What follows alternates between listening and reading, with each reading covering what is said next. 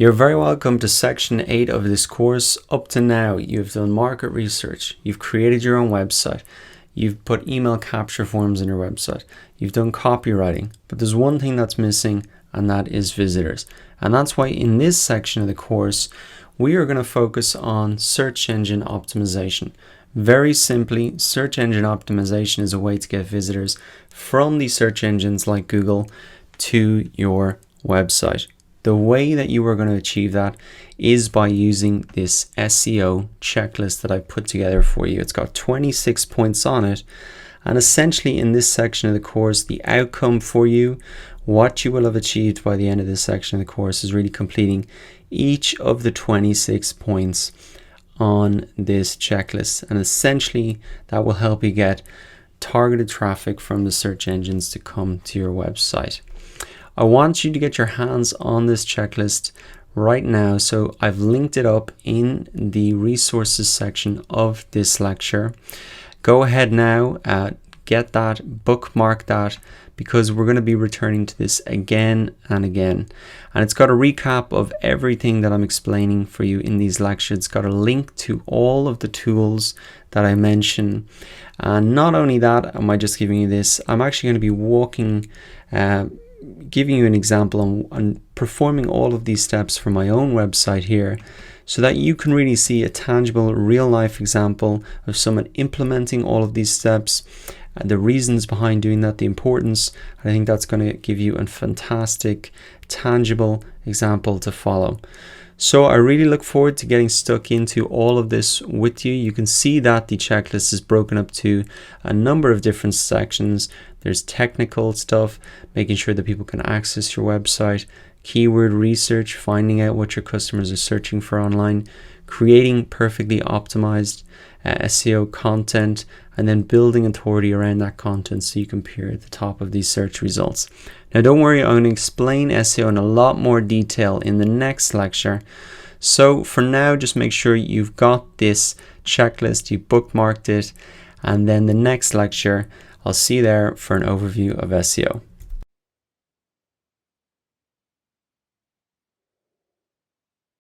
Now that you're clear on the project for this section of the course, in this lecture I'm going to answer 4 questions you probably have in your mind to give you a very good overview of SEO. So the first one is, are search engines an important source of traffic? Is SEO worth really you investing time to learn about? Number 2, why is traffic from the search engines so valuable, even more valuable than traffic coming from Facebook? Number 3, how do search engines actually work? How can you understand the game so you can really win it? Number 4, what are the click-through rates for those search results in Google? Now, as I answer all of these questions, I think it's going to give you a very good understanding of SEO back to front. I'm going to give you a couple of exercises to do in this lecture. Also got plenty of examples, so I think you're really going to enjoy it. So let's get started with question number 1. Are search engines an important source of traffic? One of the best ways to determine how important search engines are going to be for your business is to look at how important it is for your competitors. And you can do that very easily by coming and looking on this tool, similarwebs.com. It's on our marketing tools list. And all you need to do is put in your competitors' URL here. So to give you an example that we can maybe all relate to, I'll come to udemy.com, pop that in there, get this report that comes up, but really the section that I'm most interested in is this part here, traffic sources. And I can see here that Udemy as a website as a whole gets 27% of their traffic from the search engines. So a third of their visitors come through the search engines. It's a massive part of their business. And so if your competitor has something similar to that, well, you can say, well, if it's 30% of their business, well, it's probably going to be 30% or more of my business. So this is worth me looking at. Now, if you're wondering how do visitors actually come to Udemy through the search engines, let me give you a quick example to bring this to life. So let's say a student is looking for a Facebook ads course. The top result here is a Udemy course, and they really come through the search engines here and head on into the Udemy site. Now, another way to determine if the search engines are going to be an important source of traffic for your business, is to really see how often you use the search engines yourself. And this is easier to figure out than you might think. Just come across to the history here of your browser, and you can do this on any browser that you're using. And what you're going to see here is a list of all the websites that you visited. And you can see for me, there's a huge amount of websites. Now I want to narrow that down and get to just see the number of times that I've gone to Google, and specifically google.ie because I'm based in Ireland, to really find solutions to my problems. And you can see here that there's just a massive amount. I go to Google, I don't know, maybe 50, 100 times a day to search for things, to get answers to questions that I have. So if you're not sure if, Google can be an important source of traffic, we'll come in here and look at how often you actually use it to find and be brought to other websites, and that might change your mind. Now on to question number 2, why is traffic from the search engines so valuable? And I'm going to highlight this using an example. So traffic coming from Google is very valuable for 3 particular reasons, and it all boils down to the reason that people use Google and the search engines in the first place. So as an example, let's say I type in best desktop microphone. Now this seems so simple, but it's very, very different right from the start. I've come to Google because I've got a problem. I don't know what the best desktop microphone is. I want to buy one. So I'm coming to Google to really get a solution to my problem. Not only that I'm actively looking for a solution, but I'm very specific in what I'm looking for. I'm looking for the best desktop microphone. And finally, I'm looking for it right now. So those 3 factors, that I'm actively looking for it, that I'm very specifically looking for something, and I want it right now, makes these search engines a very valuable source of traffic. Because if I'm the first result here and you can solve my problem, then there's a very good chance that I'm going to become a customer or sign up to your email list or whatever the call to action is. Now think about it, and I think that can highlight the value by really comparing it to something else. So if I come to Facebook, I'm doing none of those 3 things. I'm not actively looking for anything. I'm here to just kind of look at my friend's stuff. I'm not specifically looking for anything. I'm kind of browsing, and now might not be the right time for me. So I could see an article here about the best desktop microphone, but maybe it's the weekend, maybe I'm not interested in it right now. So in terms of targeting visitors, these search engines can be extremely valuable in terms of the source of traffic, and I hope that example brought it to life for you. Now on to question 3, how do the search engines actually work? If we return to our example, you might be wondering, why did this Lifehacker article get to the top of the search results, and these ones down here are at the bottom of page 1, and all of these ones back here are on page 5. So what's really the difference? Why is Google organizing the search results in this way? Well, there are 2 key factors. The first thing is relevance. So it's absolutely no coincidence that I've searched for the best desktop microphone, and Google is trying to give me the most relevant search results. So you can see in the title of this web page, it says best desktop microphones. It's in the URL of the web page, and you can see here it's in the body, that really on the content as well. So that is no coincidence. Google is matching up the most relevant search results. And also you can see, in contrast, if we move further down the page, it says top 10 USB microphones. Now I didn't search for a USB microphone, I searched for a best desktop microphone. But if I change this, you'll see that these search results automatically change based on the relevance. So you can see here this Lifehacker thing now is down at number 6 or 7. So relevance is a key factor that really determines how those search results appear. Now, relevance is not the only factor. It's not just good enough to have a relevant post to get to the top of the search results. You also need to have authority. Google really wants to put the best content at the top so its users are happy and keep coming back to Google. And so the way that Google determines authority is through links, or also known as backlinks. And this is a big part of SEO. So you might be wondering, what is a link and why is it a good measure of authority? Well, I have found a link to this first article here on Google, and I'll show you how this kind of works in practice. So this is a blog post. It's about a guy talking about voiceovers. He goes through the process, etc., explains it all, and at the very end he talks about equipment. So he's saying to his audience, look, this is the equipment you need to carry out this process. And instead of him rehashing everything, he says, look, you can get these good microphones for less than 100. Lifehacker has a nice roundup. Here's a link to their post, and you can see this opens up on the same post here. So he's referencing this article. He's saying this is a good source of information. You should go check that out.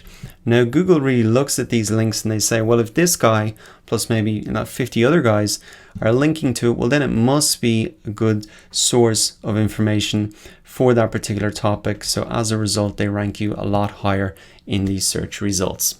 To recap on that point then, relevance and authority are the key factors to getting to the top of the search results, and that authority is really determined by the number of links that you have, the number of people referencing your content. Now the final point is about click-through rates, and this is a very quick point that I want you to understand. So you might be wondering, what are click-through rates? Why are they important? Well, click-through rates, it's very simple. It's really the percentage of people who search for a term and really how many people actually click through to the first result as opposed to clicking through to, say, the fifth result. And you might have heard about SEO. Everyone talks about I need to rank number one. Why are people obsessed with that? Well, the reason is that the first result here gets a disproportionate amount of the clicks. So I've put through a quick example here. Now these are just estimates. The figures might be exact, but at a high level, it's true. So 31% of the people who search for a term will click on the first result, 14% second result, etc. You can see the split there that goes down. Position 6 to 10 is about 3%. So 70% of all the clicks will go to the first 10 results here on the first page of Google. So this is really where you want to be. And even more so if you can get to the top spot, that is extremely valuable place to be. Page 2, there are some clicks that will go there. But after that, there's really nothing there. So it's important that you understand this from the start. Where you want to be is really in the top spot, because that is where a lot of the traffic will go, and that's really how you can get a huge amount of visitors to your website. So that concludes our overview of SEO. I think we packed a huge amount in there to a short lecture, and if you're not sure about some things, don't worry. I think a lot of it will fall into place a little bit later on as we actually implement and start to optimize our websites. But to recap, our search engine's an important source of traffic. For most businesses, it's going to be extremely important. We saw for Udemy, it was 30%. You can use SimilarWeb to check it for competitors. You can also see how often you use the search engines by looking at your history. Point number 2 then, why is traffic from the search engine so valuable? Well, we saw even compared to Facebook that people use Google and the search engines with a specific purpose. They're actively searching for a solution to their problem. They're very specific about what they want, and they're looking for it right now. So if you can get your solution in front of them at that exact moment, you're going to get a much better chance of getting a sale, a sign up, etc. Point number 3, how do search engines work? Relevance and authority were the key factors that determine that. And finally, those click-through rates, we saw the breakdown, really the number one spot being where it's at. Now that you have a great overview of SEO, in the next lecture, let's look at how we measure SEO success.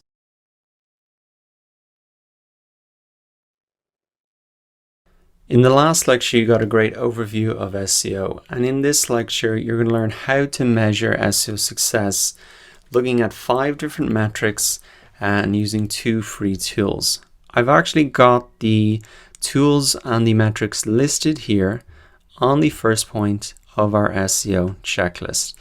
So we're going to start off in Google Analytics, and we've set this up earlier in the course already. I'm going to be giving you this dashboard here that you can see later on in the Google Analytics section of this course. But essentially, I just want to show you now what SEO success might look like and how you would actually measure it and the metrics that you would use. I don't expect you to see this within a week or even a couple of weeks. SEO takes a while to really get it working and for you to really achieve and get visitors from the search results. But I want to show you what the end of the process should look like right at the start, so you really know what you're working towards and the metrics that you should be looking at. So let us start off. I've got the metrics listed out here. Website traffic. How would you calculate and see this in Google Analytics? The website traffic just coming from the search engines. Well, I can see here I've got a breakdown of my traffic sources by the different mediums, essentially the different marketing channels. And I can see that from Google Organic here, it represents 23% of my website traffic over the last 30 days. This is by default set to the last 30 days. So that's 506 sessions in total.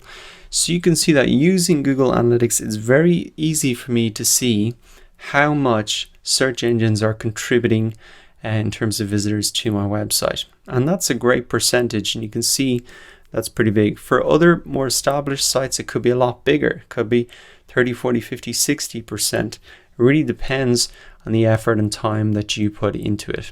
Now let us move on to the second SEO metric that you should look at to measure your success, and that is conversions. So not only do we want to see how much traffic the search engines are bringing us, but we also want to see how much of that traffic is actually converting, is actually completing a goal that we've set up. And earlier in the course, you can remember that the goal that we set up was to get people to subscribe to our email list. Now in this particular website, the goal is slightly different. It's to get them to actually enroll and make a purchase. And you can see that here using this little chart, which you'll be getting later in the Google Analytics section of the course. I can see that organic, the channel, has contributed 8 goal completions, which represents 1.56% of my total goal completion. So I can see very easily how that is performing relative to other marketing channels. Now the last metric you might want to look at in Google Analytics to measure your SEO success is revenue. Now I haven't actually assigned a revenue value within Google Analytics, but that is something else that you can also measure if you've technically got that linked up.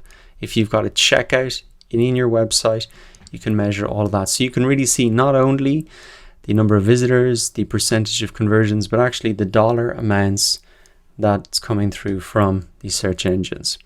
So we looked at the first 3 metrics there. If we want to look at 2 other important SEO metrics, we can use a tool like Ahrefs. Now there's a lot of similar tools, but I'm just going to use this one as an example. And the key things that we want to look at here are your actually search position for a particular keyword, and also the number of links that you have achieved, because remember, that's a very important part of ranking in the search engine. So we're in Ahrefs here. This is a premium tool, although I'm using the free version here, and you can see it gives you a huge amount of information. So what I can see up here is the number of backlinks, the number of links that I have to my site, and I can see the growth of that in this chart here. So this is something very simple, but a key metric. Are you increasing your backlinks over time? That's really going to help you increase your authority and help you rank higher in the search results. The other metric that you might want to look at is your position for certain keywords. So if I scroll down, I can see here we go, top 5 organic keywords. So these are really my search position for these keywords, and you can see for a lot of these here I'm ranking on the first page, which is fantastic. Now if I go in to view the full report here, I can get a little bit more information on it, and so you can see, for example, that I'm up 9 positions for this particular keyword. I'm up 9 positions for this particular keyword as well.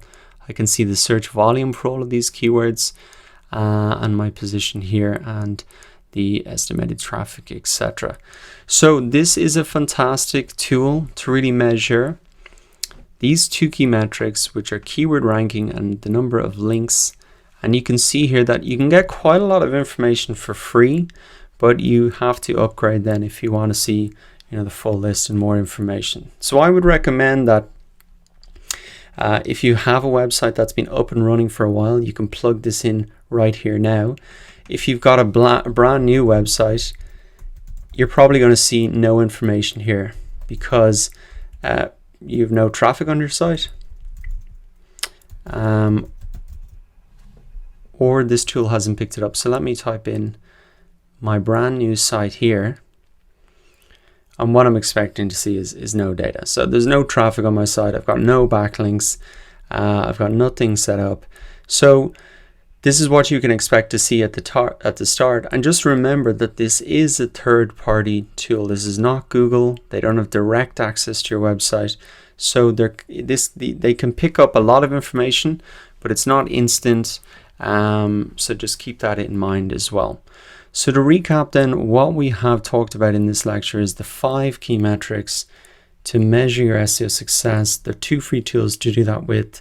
The information is there if you want to click through and remember the things to look for. And in the next lecture then, I'm actually going to show you how to optimize your homepage for the search engines. I'll see you there. This is something very quick we can do and get a real result very quickly. Now that you have your buyer persona in mind and you understand the types of keywords you're really aiming to find, in this lecture we are going to cover point 8 on our 26-point checklist, which is to brainstorm for keyword ideas. What we're really going to do and the outcome for you in this lecture is to have 30 or 50 keywords that you can really potentially make content about. This is a great process for really understanding what your customers are really searching for online. The very first step is to make a copy of this keyword research template. So just click this open, and what you'll want to do is come up here and click File, Make a Copy. You need to make a copy if you want to edit this document. You do not need to request access to it. Once we've got that open, the next thing we're going to do is come over to wikipedia.com and we're going to get some topic ideas and synonyms. We really want to fill out this column here. We want to start as broad as possible, and I'm going to run through this whole process with an example for myself as well to really bring it to life. So I encourage you to follow along with me. Then after we've kind of got our topic ideas, what we're going to do is generate the long tail keywords. As we talked about earlier here, using 3 automated tools, and this is really going to save you a ton of time and generate hundreds or even thousands of keywords very quickly.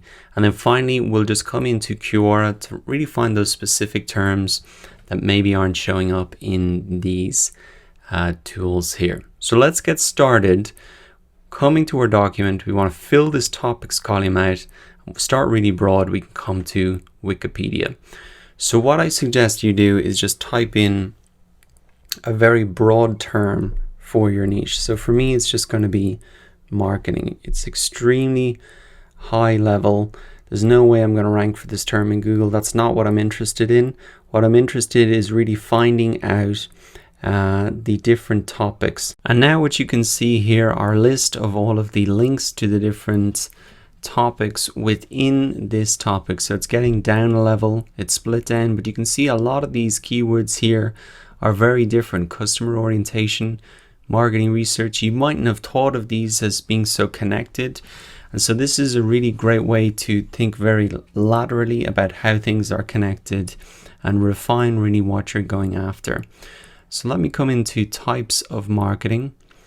Maybe I can have a look at digital marketing here. And let's have a look. We can see some of the topics here. So digital marketing activities for search engine optimization, search engine marketing, content marketing, influencer marketing. So I can just essentially take all of these terms and I'm going to paste these straight into my spreadsheet here. Now I'll have to do a bit of work to tidy that all up. But what I'm essentially seeing here straight away is within digital marketing, the area that I'm kind of focusing on, all of the different topics within that subtopic. So this is helping me narrow down really what I'm getting into. And then within each of these topics again, I can click off and now I can see all of the topics within this topic and really help break it down. So I can see a lot of the stuff here as well. These are all different topics, even within search engine marketing. I can see all of this now. So I'm going to take a minute just to tidy this up and then I'll come right back. So now that I've got some of my big topics within digital marketing broken down here, I can start to go a level deeper and look for different keywords within each of these topics. So for example, let's just stick with SEO being the first example and really what we're working on now. If I come into the search engine optimization page for Wikipedia, now I can see a whole host of keywords that are related to this topic as well. So organic, natural, image search, local search, backlinks, mobile search, indexing activities. These are all of the algorithms, keyword density. You can see anything that has a blue link here is really another page with a whole topic on that.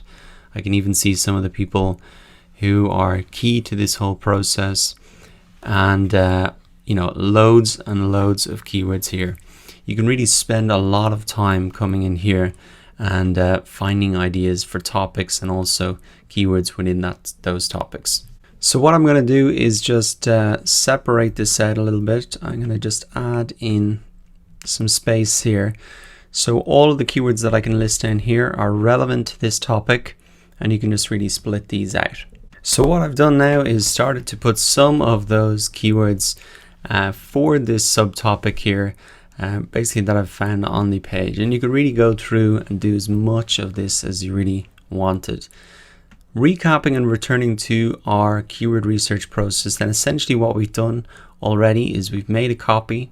We've hacked Wikipedia for topic ideas. To build out our email list even further, what we can do is move on to step 2, which is to really generate a lot of long tail keywords using these 3 automated tools. So we're going to start with Google Autocomplete. And all you need to do is really come into Google, type in one of your keywords here. So let's just type in SEO. And you can see here that Google really gives you suggestions. It gives you autocomplete suggestions that you can put in here. So SEO training, SEO checklist, SEO marketing. These are all different terms that I can now add to my list as well. SEO training, SEO checklist. What else do we have here? Google SEO training. So essentially what Google is showing us here is that common searches related to that search that people often type in. So it's suggesting some of these terms as well. Now let me just search for that as well. And if I come down to the bottom of the page, I can also see related searches as well. And what I can do is maybe just take all of these and pop these straight into my keyword list as well. So again, I'll have to do a little bit of tidying up on this, which I'll do now, but it's just another way to get a lot of ideas. Come into Google, put in one of those smaller subtopics. You'll get them in the search bar here. And also you can click just before it as well. Sometimes words come up before or after. And even if you put in, say, SEO training, you can get some ideas. SEO training course, SEO training course free, SEO training course. Okay, that's about it. But you can see that even if you you take something like SEO training, then you put in course, then you put in free, you can see that that is essentially a long tail keyword there as well. It's got more than 2 words, and that's something that you can add to your list as well. So have some fun with that. Check that out, and also don't forget to have a look at the bottom of the page as well, because there's so many great ideas here, and you could spend so much time just going through this. It's really a process to remember to find those keywords your competitors have overlooked. So the more time you spend doing this, the better results you're going to get. Now that we've looked at Wikipedia and Google Autocomplete, the next tool that we can use is called Uber Suggest. So I'm just going to click this open now, and a quick tip is if you really want to get the best out of this tool, I would install the Keyword Everywhere Chrome extension. It's shown here, and I've also got it listed down here as well. You can use this on Firefox as well, and the great thing about this tool, it'll give you the search volume data and the cost per click figures right in this tool, so you can really get a sense of how valuable these keywords are. So let me give you an example to really bring this to life for you. I'm just going to type in SEO again. And what this tool will really show me is essentially it's the same as Google autocomplete, like on steroids. It'll just show you a massive amount of 360 keywords. Whereas when I type this into Google autocomplete, you could see that I maybe get 3 or 4 suggestions, and down the bottom then there might be a few suggestions as well. But this is giving me 360 keywords, so it's just a more focused tool to generate a lot of these. And this is the information that the Keyword Everywhere tool provides to you, the monthly search volume and the CPC. So that will not show up if you do not install the Keyword Everywhere tool. So I really recommend you do that so you can see this information straight away. And what you can use this tool for is, I can see, say, SEO services gets 27,000 searches a month. Now remember, this is global figures, and it has a cost per click of $16.63. We're going to get into this a little bit more in the next lecture, but that's just an indication of how maybe valuable this keyword is. If within Google AdWords, advertisers are willing to spend $16.63 per click, well then obviously it's going to be a valuable keyword. So what you can do is maybe tick the relevant keywords. You can see some of these are not relevant at all. SEO meaning, if we come down here, SEO agency, analysis, audit, analyzer, articles, basics. You can see that 4,400, $6.88. So essentially best practices 2016. You can see that these are split up alphabetically, so it goes to A, B, C, D, E. But essentially you can just have a huge amount of keywords generated very, very quickly. Course, checklist, again, I can see the search volume for that now. Copywriting. So you can select those one by one, or if what you want to do is you can really download them all here. And then you can essentially just copy and paste these into your own the document that I've prepared for you. So that could take a couple of seconds to load up, and essentially you can just take all of those keywords and paste them in, or work through them one by one as I've shown you, and really select the best ones. So once you've got that done, I would add the keywords from that tool into your list again, so you're really building up a list extremely quickly. So I've added a few of those in there, and you can see that I'm building up my list very, very quickly. Now what we can do is move on to the next tool. It's called Keyword Shitter. It's got a pretty unusual name, but it's actually a pretty cool tool. It's very similar to Ubersuggest, but it actually has a longer list of keywords. So for example, if I put in something like SEO checklist, which is quite a specific term, I can see here in Ubersuggest that it's going to give me some suggestions, but maybe not as much as what this other tool can do. So let's see how many it pulls up here. So I can see that I've got 135 keywords, which is fantastic. And I can take maybe the same one, put it into this tool as well. And this is going to build up a huge amount of keywords for me. So I'm going to let that run for a minute and come right back. So what I've got now is 135 here plus 166. It's not finished yet. So actually on this particular example, they're quite close, but essentially this is an alternative to Ubersuggest, and I've used it before for other terms and found a lot of valuable keywords out of this tool. So what I'm going to do is maybe take these terms here. I'm going to add these to my list. So what we've done now is we've got our topic ideas. We've generated thousands of long tail keywords using these 3 tools. And one final thing that we might want to do before we leave this is really come into Quora. Now, I think Quora is a really fantastic place to find keywords because people ask questions in a really very natural way in here. So if I type in something like SEO, I can come down and start to find different keywords. So best piece of advice, best resources for learning about SEO, best SEO cost companies. So that's maybe an article that you could write, best SEO companies. And I can see using my keyword everywhere tool that actually gets 1,600 searches per month. Moving down. Okay, so best SEO tools. That's probably another keyword that I could put in, best SEO tools or something similar to that. 6,600 a month. So remember, this is the keyword everywhere tool. I'd really recommend you get that installed. We installed it right at the start of the course, but this will show you as here in the search bar, the search volume, as well as in the other tools like Ubersuggest that I showed you as well. So Quora can be fantastic. Best SEO plugins for WordPress. You can see it's very natural language, and these are even blog post titles that you could just take and reuse. So I'd encourage you to come in here as well, and that can really help build up your list even further.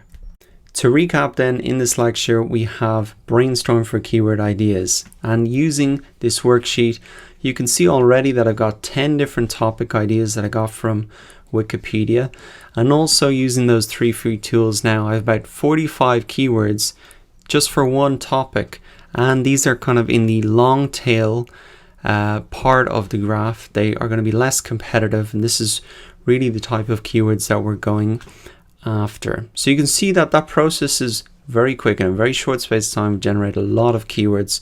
So I would really recommend you go ahead and do that now, because in the next lecture we're going to start to cut down this list, really using that search volume data and also the cost per click data. So I'll see you there.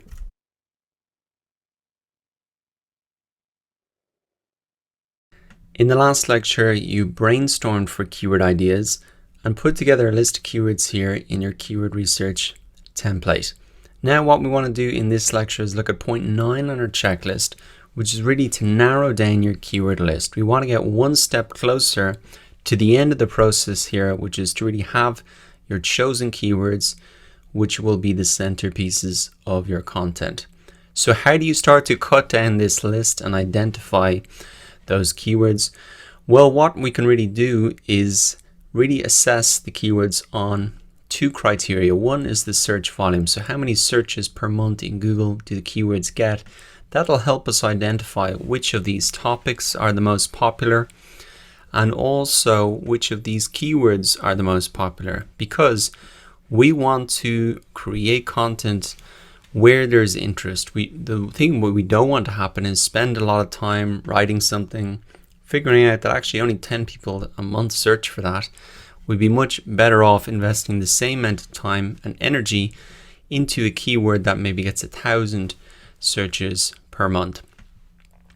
Search volume then is the first thing that we're going to look at, and we're also going to assess really the commercial intent, the business value of certain keywords, and we can do that using cost per click data as a guide. I'm really going to explain how we're going to do that with a real example. So we can use 2 different tools to find out this information: the Google Keyword Planner here and the Google Everywhere Chrome extension. Let me get started with the Google Keyword Planner. Essentially the process is going to be the exact same. We just take our list of keywords, pop it in here, and we're going to get our search volume and cost per click data. Now, the Google Keyword Planner tool is actually a tool that is part of Google AdWords. Google AdWords is the platform, the advertising platform of Google. So people use this tool, advertisers really use this tool to identify the search volume and cost per click data of keywords. But for us, we can use the same information to help inform our SEO decisions. Now, once you arrive into the Google Keyword Planner tool, you'll be faced with this particular screen here. Now, one thing to note is when you do sign up to Google AdWords, you can do it with a Gmail account. It's absolutely free to do. You may see that you are being asked to set up a campaign. You don't need to do that. You can actually skip through that process. There's like a button at the top or the bottom to do that. And then you want to be really coming into Tools and Keyword Planner. If you have any trouble with that at all, don't worry so much, because we can do essentially the same thing in this Keyword Everywhere extension tool. So that's an alternative. One thing that I did want to say is you can use the Keyword Planner tool actually as a brainstorming tool as well. So we're going to get the search volume here in this drop down, but we can use it for brainstorming as well. Essentially the exact same way. You can just type in the keyword and click Get Ideas here. And you'll get a whole list of similar suggestions that we saw before. The reason that I didn't want to start your keyword brainstorming here is that you can see a lot of the terms are very closely related. And so it's more natural to maybe start in something like Wikipedia, where you can really get broad, see the broad connected categories, because a lot of people, everybody's essentially doing their brainstorming here, looking at the same keywords. So you have an advantage if you start outside of this tool. With that said, let us come down to the search volume here. All we're going to do is really copy our list of keywords that we've already got done, paste those in. We can also take our list of topics as well. I'm just going to paste these in because I want to get a sense of the topics that I have. Which is the most popular? Where should I maybe focus my attention? I'm just going to edit this slightly because this will show you the search volume for the exact term. So nobody's going to be searching for search engine optimization in brackets SEO. So I just want to split that out, and also the same thing with SEM. So once I've got my list of keywords there, now I've got a couple of targeting options here. The main one is probably the location. If you're a business that only serves, say, a particular country, you can set that up. For example, if I only had a products shipped to the United States and I only want to look for the search volume there, I can just add that in and click Save. You can see that that's now going to only show me the search volume data for this particular country. Now, as I have a more of a global business, customers can come from everywhere. I'm just going to leave that off. So remove that and then click Save. Now I'm going to get the search volume.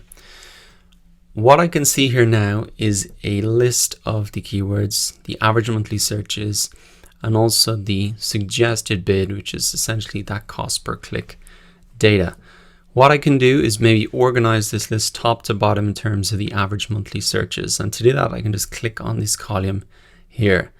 Now, no surprise for me that I can see out of all of the topics that search engine optimization is essentially the biggest one. And after that, we move down to some of the social media marketing, email marketing, etc. So that can give you a very high level view of, okay, where's the interest between my different topics? Now, as we move down the list, I guess where we want to focus most of our attention is identifying those longer tail keywords that we found and seeing the difference between those. And I think the range you want to stick with was maybe between 500 searches per month and maybe 2,000, 2,500. I think they aren't going to be as competitive, but they're going to deliver not enough search volume. Now I can see that some of my list is being hidden here, so I might extend this out to 50 rows and I can start to see it. So it's good for me to know something like SEO checklist, 2,900 searches per month. I think that's kind of within my range. Even moving a little bit further down, campaign marketing, SEO audit checklist, kind of similar, 480 searches a month. So these are keywords that I'm starting to like. And what I can see as well is that advertisers are paying for these keywords. So if advertisers are paying $5.82 or euros cents per click, then I know this is a valuable keyword for my business. I can sort this list by what advertisers are paying for it. And I can see that some of the most valuable terms, no surprise, something like SEO agency, because people have their wallets out there ready to buy when they're typing in a term like that into Google. Remember the buyer funnel that we looked at? These guys are right at the bottom, they're ready to spend. Whereas if I look at the least valuable terms here, something like local search, webmasters, free course, anybody who types in a free course is not going to want to buy a course, so advertisers are not really spending on that.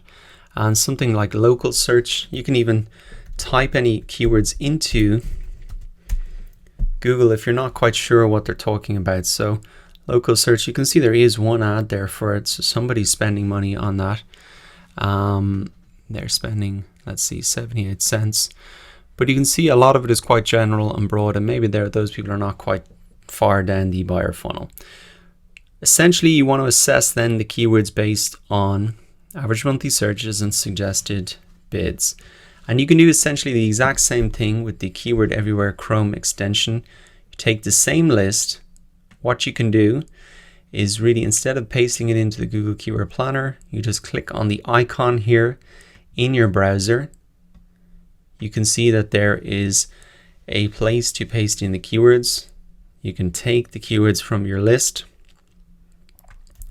copy those in, and paste those in, and you can get the search volume and cost per click. Now, the one caveat with this tool is that it doesn't do the location targeting as well. You can change your settings, and I'll show you how to do that.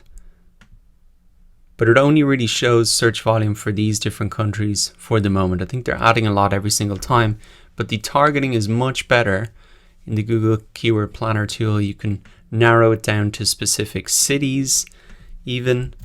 So that's essentially the one caveat that there is between the tools. So have a look at those two different tools. The keywords that I'm starting to like now are these ones within the 500, the range, the couple that I pointed out there. So what I'm going to do is essentially come to my checklist here. I can take the information straight from here. So I'm actually just going to copy this back in. And essentially I want to add this information in here. So let me take this, copy this, paste those in there, get the search volume. I can copy all of these here, 41 rows. I can just paste this back in here. And now you can see I've got the search volume, etc. Delete this row, don't need it. And I can start to look at the keywords that I particularly like. So looking at some of them, I'm just going to highlight some of these here. I'm actually going to highlight the, there we go, easier to see. Best practices, that's kind of an interesting one. Checklist 2016, interesting for websites. So there might be some discrepancy between these tools in terms of search volumes. I think I saw that as 30 in the Keyword Planner. These tools aren't 100% accurate. None of them are. You can really use them as a guideline. SEO audit checklist is another one I like. So now I'm starting to narrow down my list based on the search volume. And I suggest you do the same. You can just really highlight them here in your keyword research template. Next up, we're going to move to the final step in our keyword research process, choosing our target keywords. So I'll see there.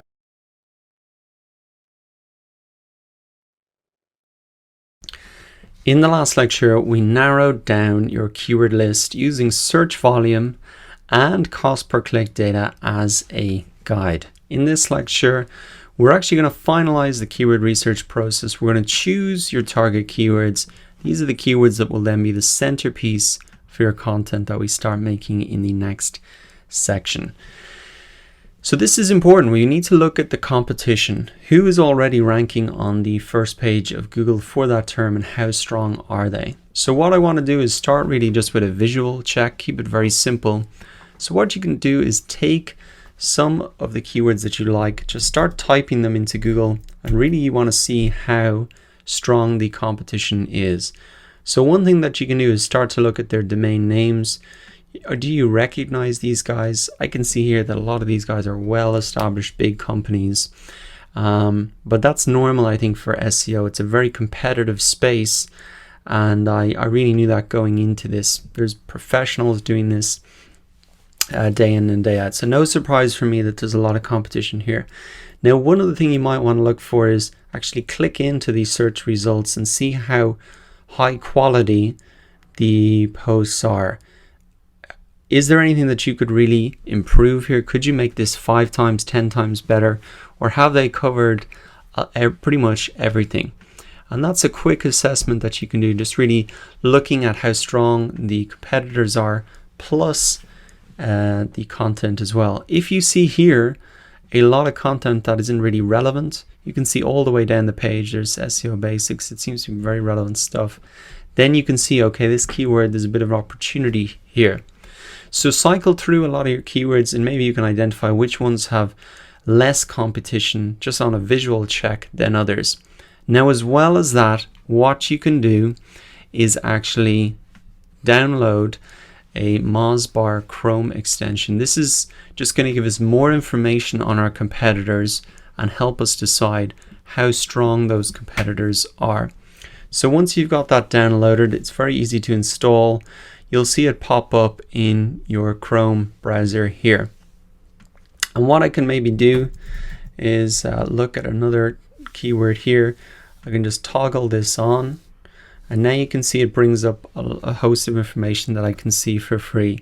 And in particular, the information you're going to see is here is page authority and domain authority. Now you might remember that way back at the start of the course in the overview of SEO, I showed you that there's really 2 key factors to getting to the top of the search results. One is relevance and the other is authority, and that Google measures that authority really by the number of links that you have pointing to the page. So page authority really represents that number of links, and I can see that a lot of the pages here on the first page of Google are quite strong. So anything that's like 15, 20, those pages I think are easily going to be easy to beat. However, I can see that quite a lot of these are quite competitive. Now, as well as that, as well as the page authority, another thing you might want to look at is domain authority. So domain authority is really just an aggregate of all of the pages on their website. How strong really are those? Essentially, the lower these numbers are, the less competitive this keyword is going to be. So you can cycle through a couple of keywords, really looking at visually and then using this information to help you find where that white space is, where there's less competitive terms. Now, as well as that, I think keep in mind that you want to think about what's going to be valuable to your audience.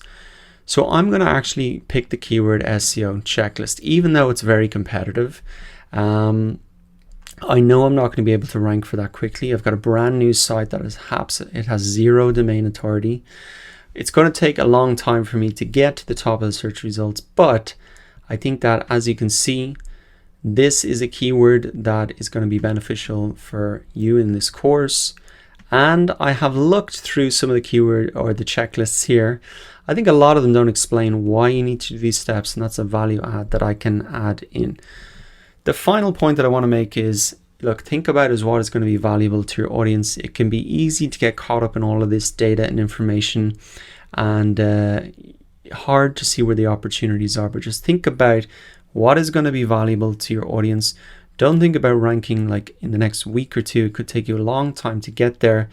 And so I'm picking this topic because it's valuable. There's good search volume. I can see also that a lot of people have linked to these different results. So I know there's a lot of interest, and there's also great potential for me to get links for this particular topic. It's valuable immediately to people in this course. I can link to it from other places like Quora, etc., and send traffic through to it. So that is it. That is the keyword research process. We've covered a huge amount, I think, in a short space of time. And now that you have your chosen keyword, the next thing that we want to do is actually teach you the process about how to create content around that keyword. We're really going to be taking off relevancy. How do you make a piece of content that's very relevant to the keyword, that Google can understand, okay, this page is about that keyword, and that's going to give you a big boost in terms of ranking for that particular keyword. So I'm going to wrap it up there. Take time to visually check and use the Mozbar about your keyword competition, and then we're moving on to the next step to really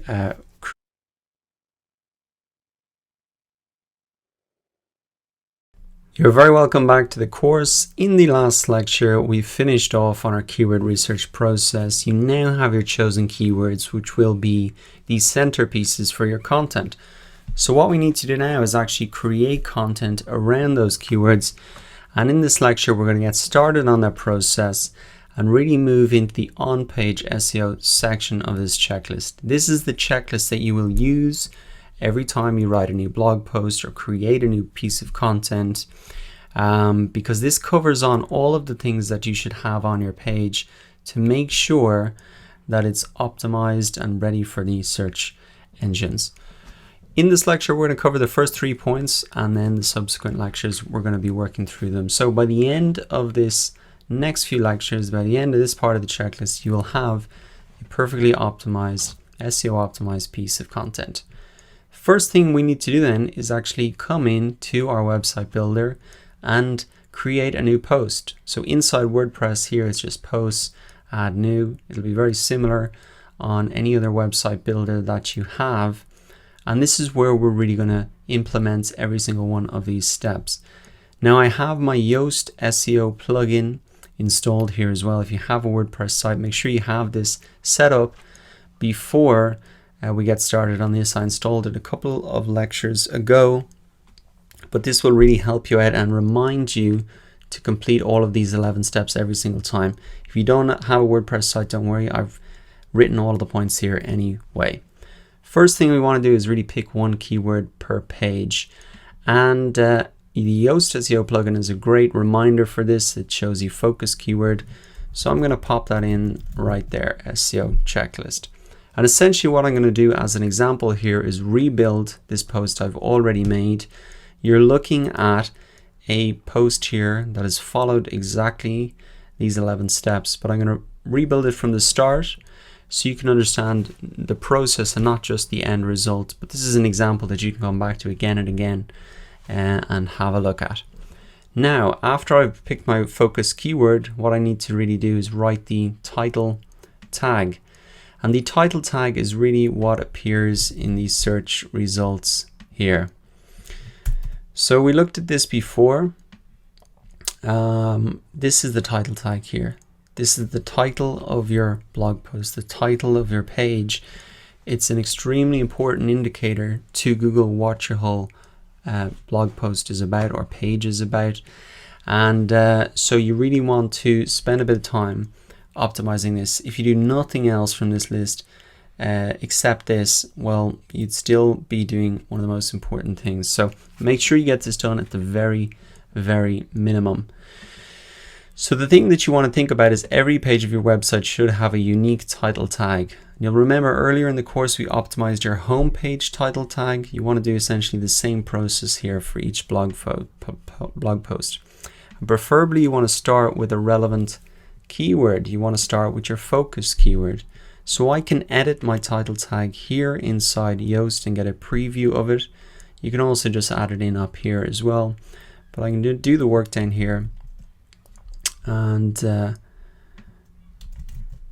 going to start typing it in. So SEO checklist. It's best if you can start your post with really the keyword that you're going after. Now you don't have to do that exactly. You can see a lot of these search results haven't started with it exactly, but that's best practice to really start with your focus keyword.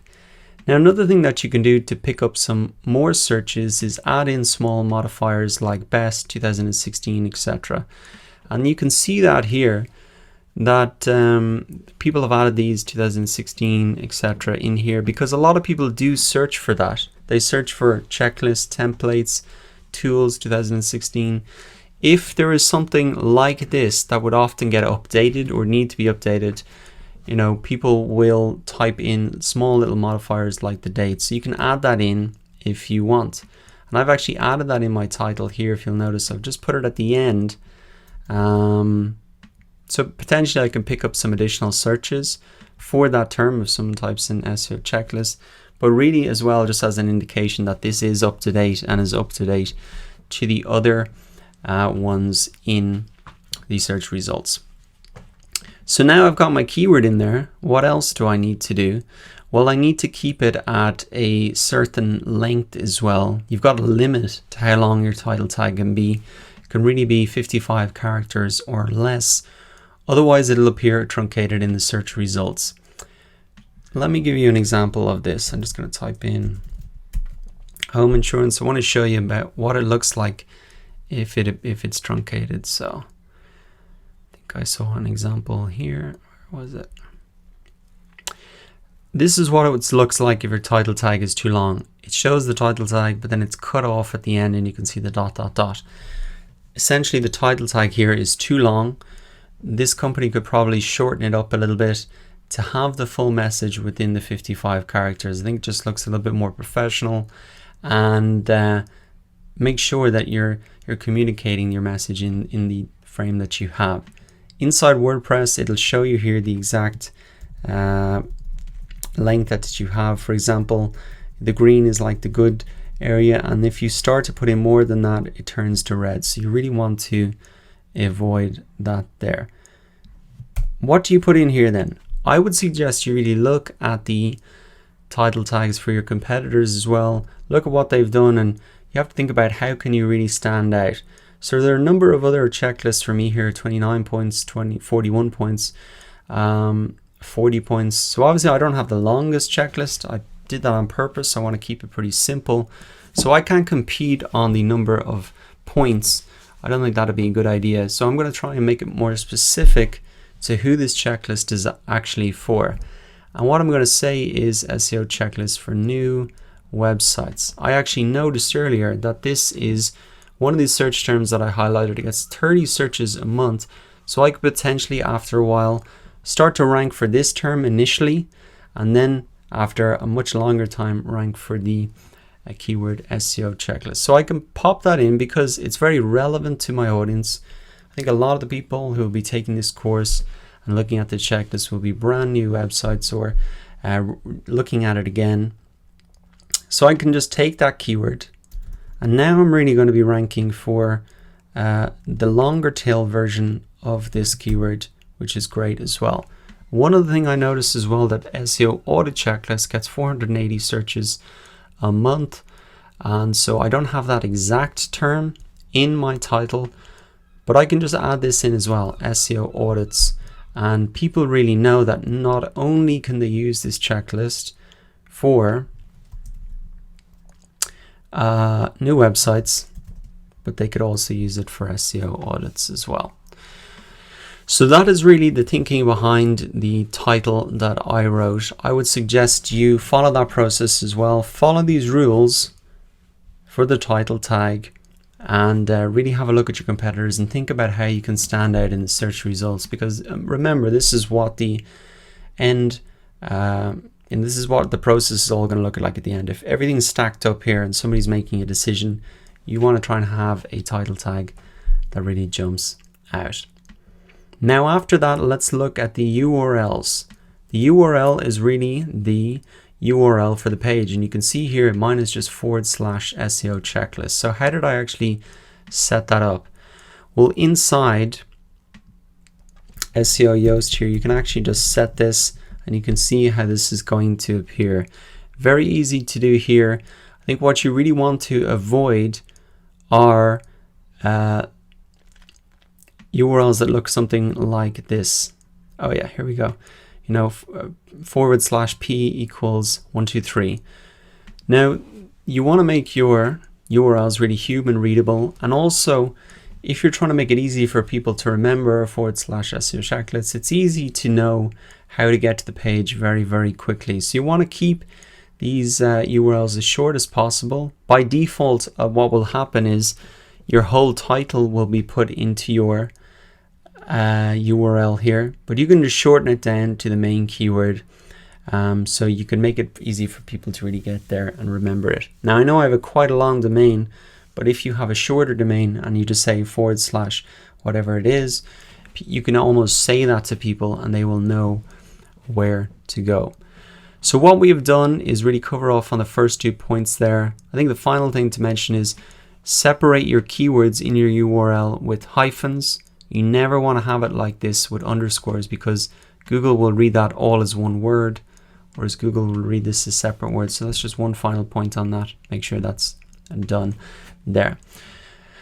All right, so we've already got through one of the major parts, really, getting your title and URL and having one focus keyword.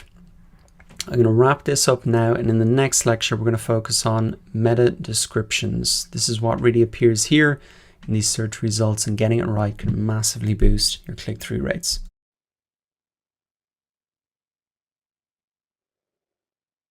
In the last lecture we completed the first 3 points of our on-page SEO checklist, and in this lecture we're really moving on to point 14 here and looking at how to skyrocket your click-through rate with meta descriptions.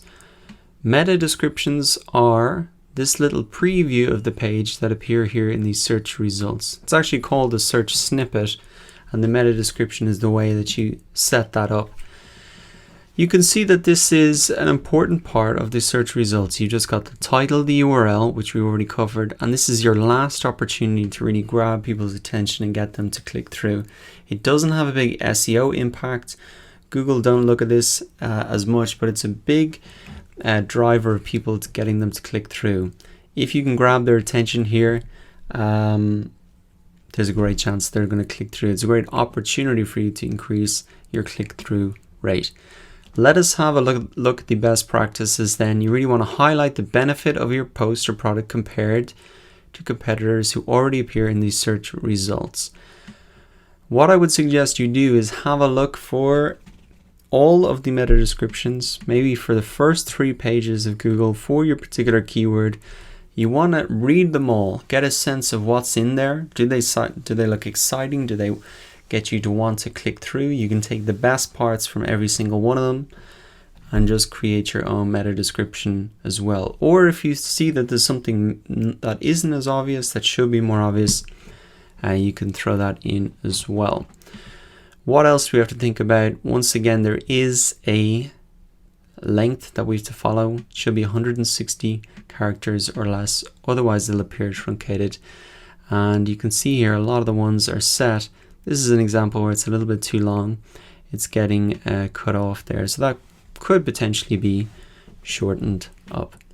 So what I would recommend is really look at the other ones there. I'm going to show you the meta description that I've written for this page. You can't see it on the page. You only see it in these search results. But if I open up the page itself, you can see I've got it here. So I'm trying to start with an action word, follow these 26 SEO best practices, plus the benefit to increase web traffic, conversions, and revenue. So not only just like what's contained in here, but also what is the benefit of all of that. And now I've also tried to highlight the different parts of this checklist. It covers technical, keyword research, on page, and more, which when I looked through some other examples here wasn't as obvious. It was 14 points, but 14 points covering what? When I clicked through, I found that actually it only covers one part of SEO. It doesn't cover really the other parts. So I'm trying to make it obvious that I'm covering a lot in one checklist here. And I'm trying to bring that right to the front so people see that and get the attention of it. That wraps up optimizing our meta descriptions. Now we're on to the next step, step 15, to really optimize your images in your blog post for the Google image search results. This can really help you get more traffic from the search engine.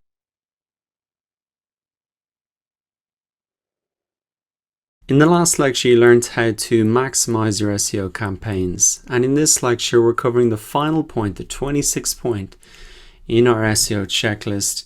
And that is really how to create content that generates links and share social shares on autopilot. So I got 5 smarter ways for you to generate links and social shares. And I'm going to run through in this lecture each of them, give you an example. So you really have an idea about how can you create content that's really going to win, because there are certain formats of content and ways of figuring out what's working so you can really model what's been successful. And that's the first point here. You want to try and model content that's already been successful, that's already proven to generate links and social shares. And that is the reason why I picked that SEO checklist for my topic. I can see that there's already been a lot of links for that, and it's a format that has already proven to work. Now, another way you can find out what's already worked and model it is to use this tool called BuzzSumo. You can use it to find proven content ideas and format. So if we come into this, it says exactly what it does here. You can analyze what content performs best for any topic or competitor. So you can put in even a competitor's brand name here, and you find out their best performing content. And this is a free tool. You can use it for free, but there is an upgraded version that obviously gives you more information, the same way that a lot of the tools we've looked at work. What I'm going to do is just put in drones here. This is a topic, not particularly what I'm going after, but just as an example we can maybe all understand. So what I'm going to do here is type in drones here and search for this. And now what pops up is I can see a list of articles that have been published online in the past year. So that's filtered for the past year. And I can see the number of shares that it's got across the social networks as well. You can also view some of the backlinks here as well.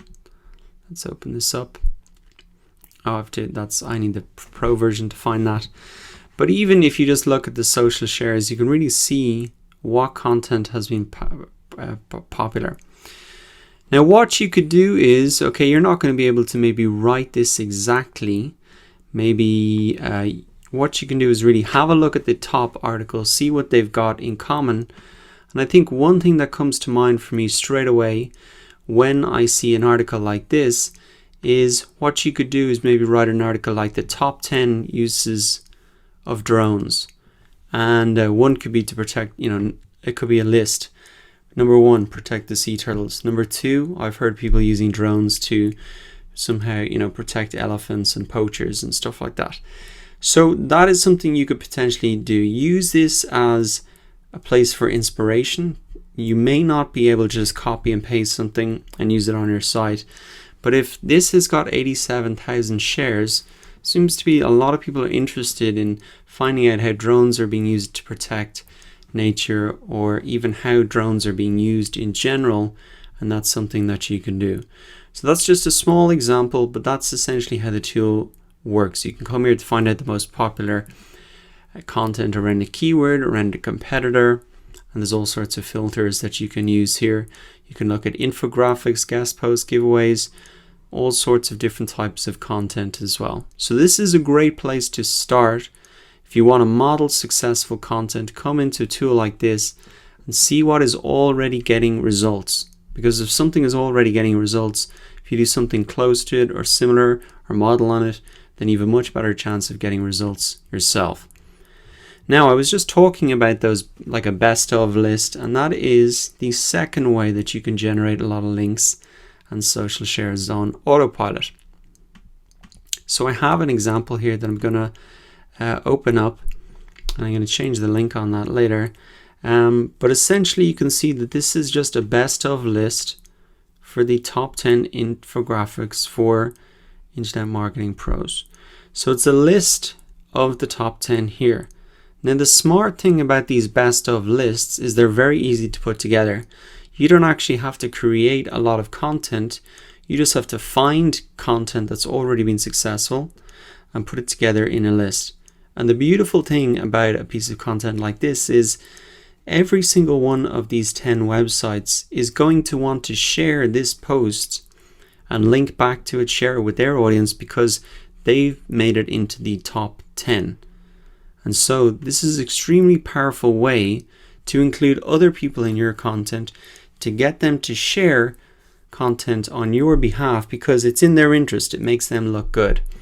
And if we look at our Moz bar here for this particular page, I can see that it has generated 114 links, which is a lot of links. That's probably bringing a lot of traffic and authority to this particular website. It probably did not take them very long to come up with this.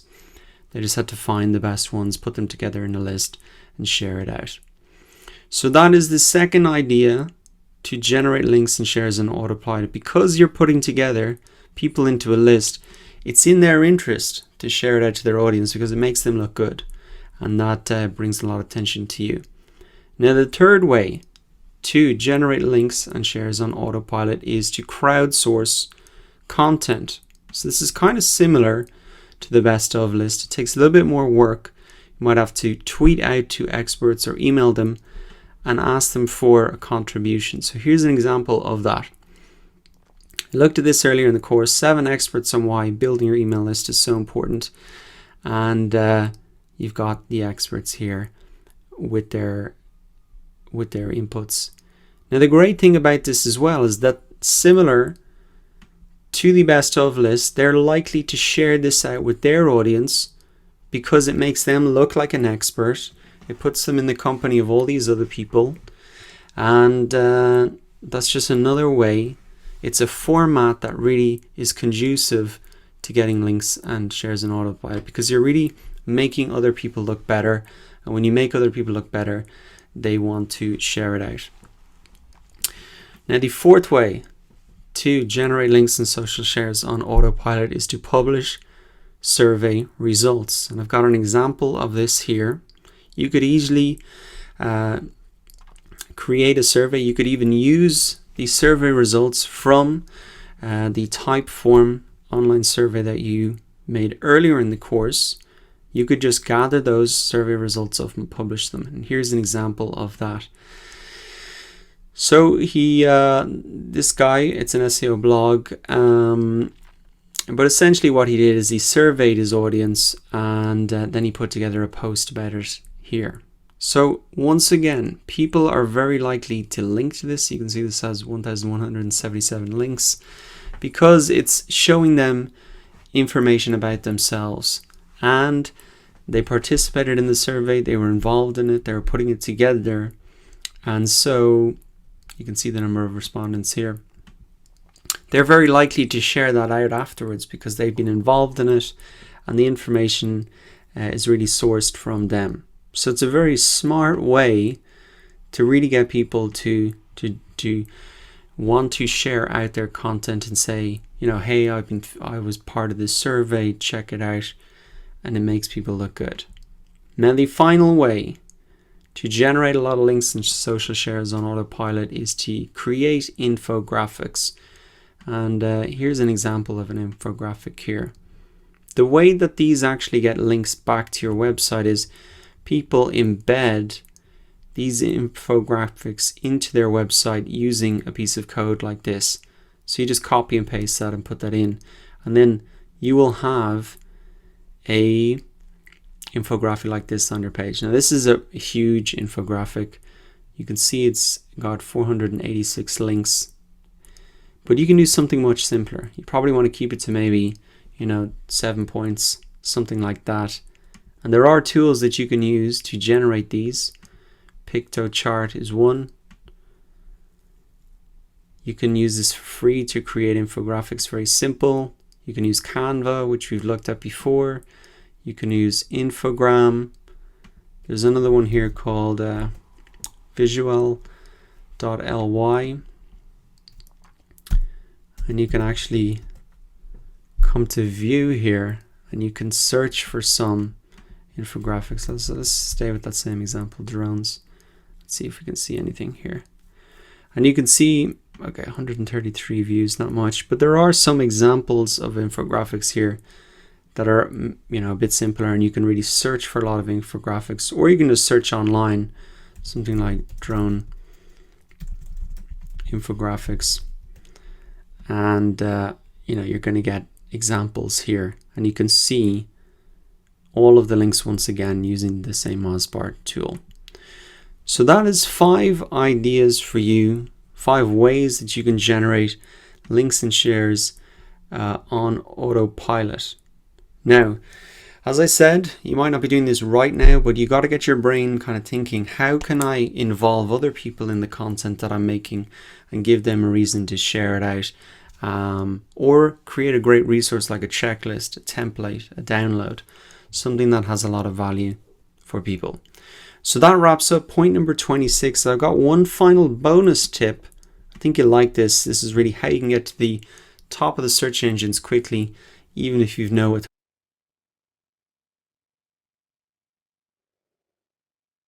In the last lecture, we wrapped up the final point on our SEO checklist, but I've got one little bonus for you here. I think this is especially relevant for brand new websites who really have no authority yet. And what you can do is really leverage the authority and audience of other websites to quickly get to the top of these search results. So what am I talking about here? You can think of it like guest posting. You can guest post on somebody else's website, or you can guest post on something like YouTube. Because if we come to the search results here, we turn on our Mozbar Chrome extension, and what you will notice is in the first page of these search results here, we looked at domain authority before.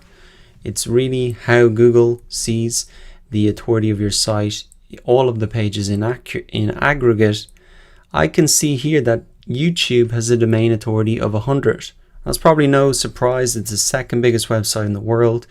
It's also owned by Google, so they're going to give that preference in these search results. And here you can see that I'm ranking on the first page of Google for a particular term. Even though my page authority is almost zero, nobody's linking straight to my video, hardly. But the domain authority of YouTube is so strong that it can get me to the front page of Google very quickly. So that is something to think about. What you want to do is maybe link back to your site or link off to whatever affiliate offer or whatever you have. It doesn't bring the authority straight to your site, but it'll get you on the first page of Google. So as well as YouTube, there are other opportunities. There's lots of other sites out there that have massive domain authority, and that can get you to the first page of Google. Let's have a look at another one here. What we are looking at here is Quora.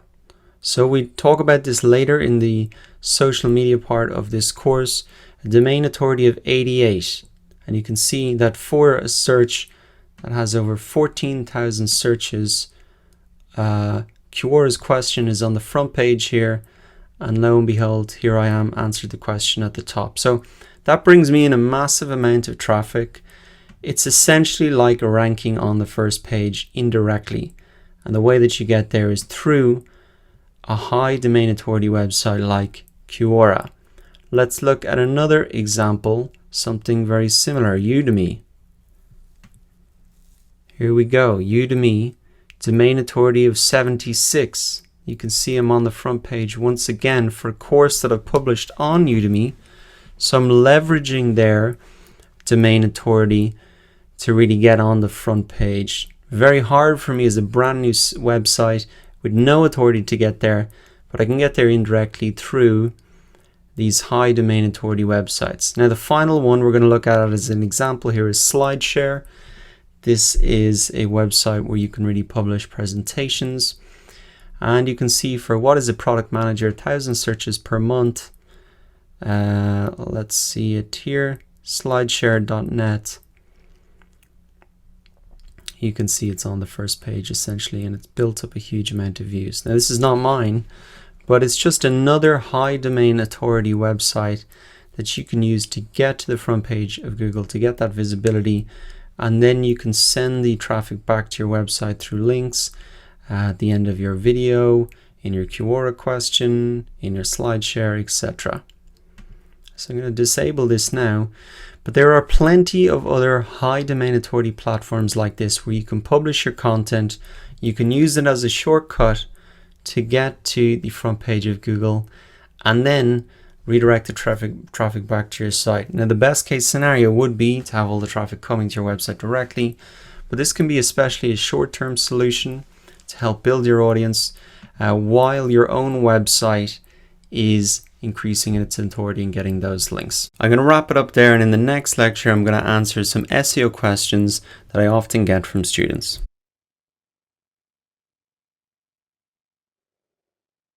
In this video, you're going to learn one of the most effective marketing strategies out there. You can use it right away, even if you've no audience.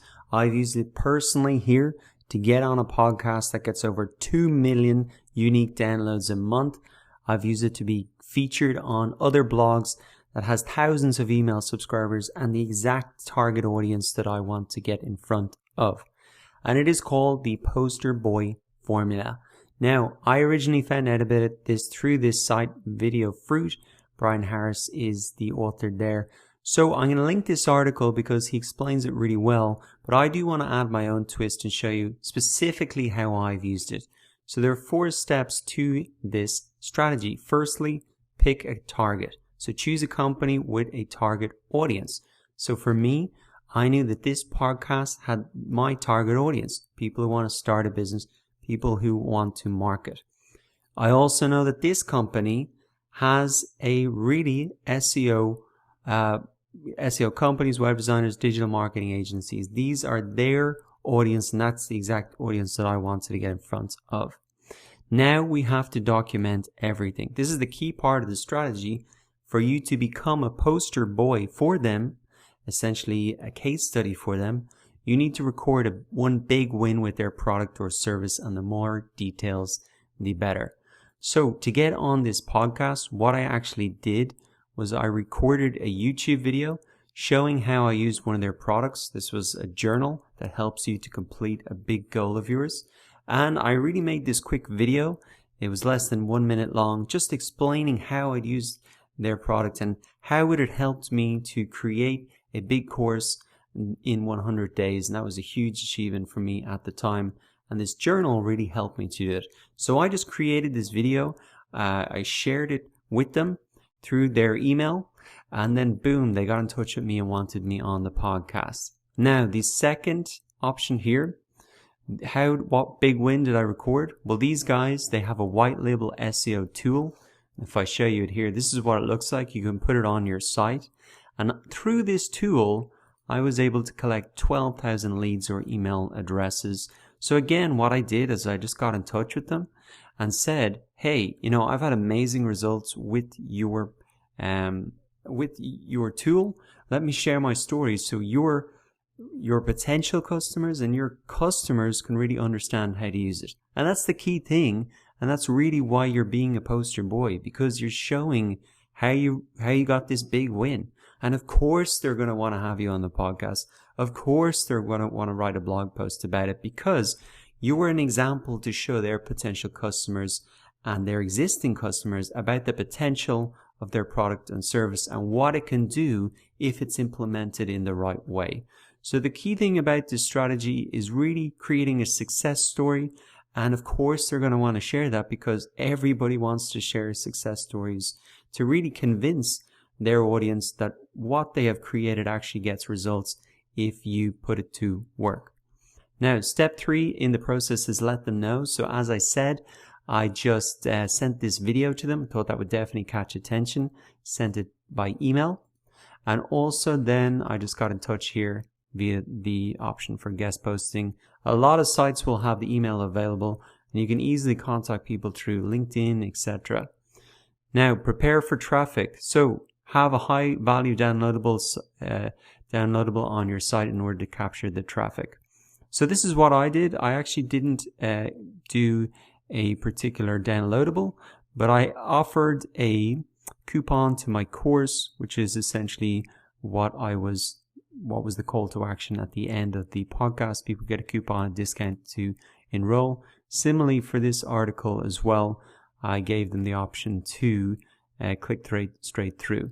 Now the great thing about this is, as well as getting traffic, as well as building relationships with these top influencers, I also got a backlink to my site, and that is extremely valuable to get from a very high authority site like this.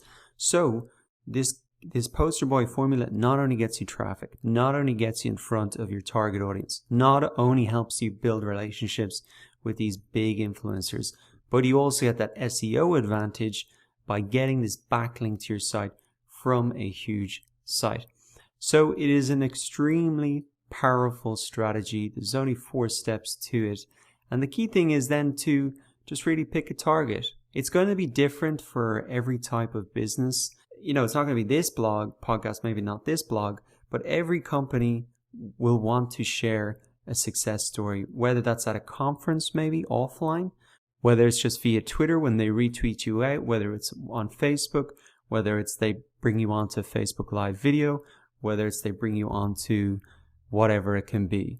The application where it actually appears can be slightly different depending on your industry, but think about what are the products that you've used that have a similar audience to you, maybe suppliers, maybe people are not direct competitors, but they're kind of friendly.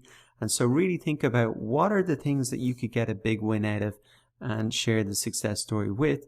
And you don't have to be using the product. In these cases, I actually was, but you can really search out people who have that audience. Just look at what products they have or what wins you could share and be quite strategic about it.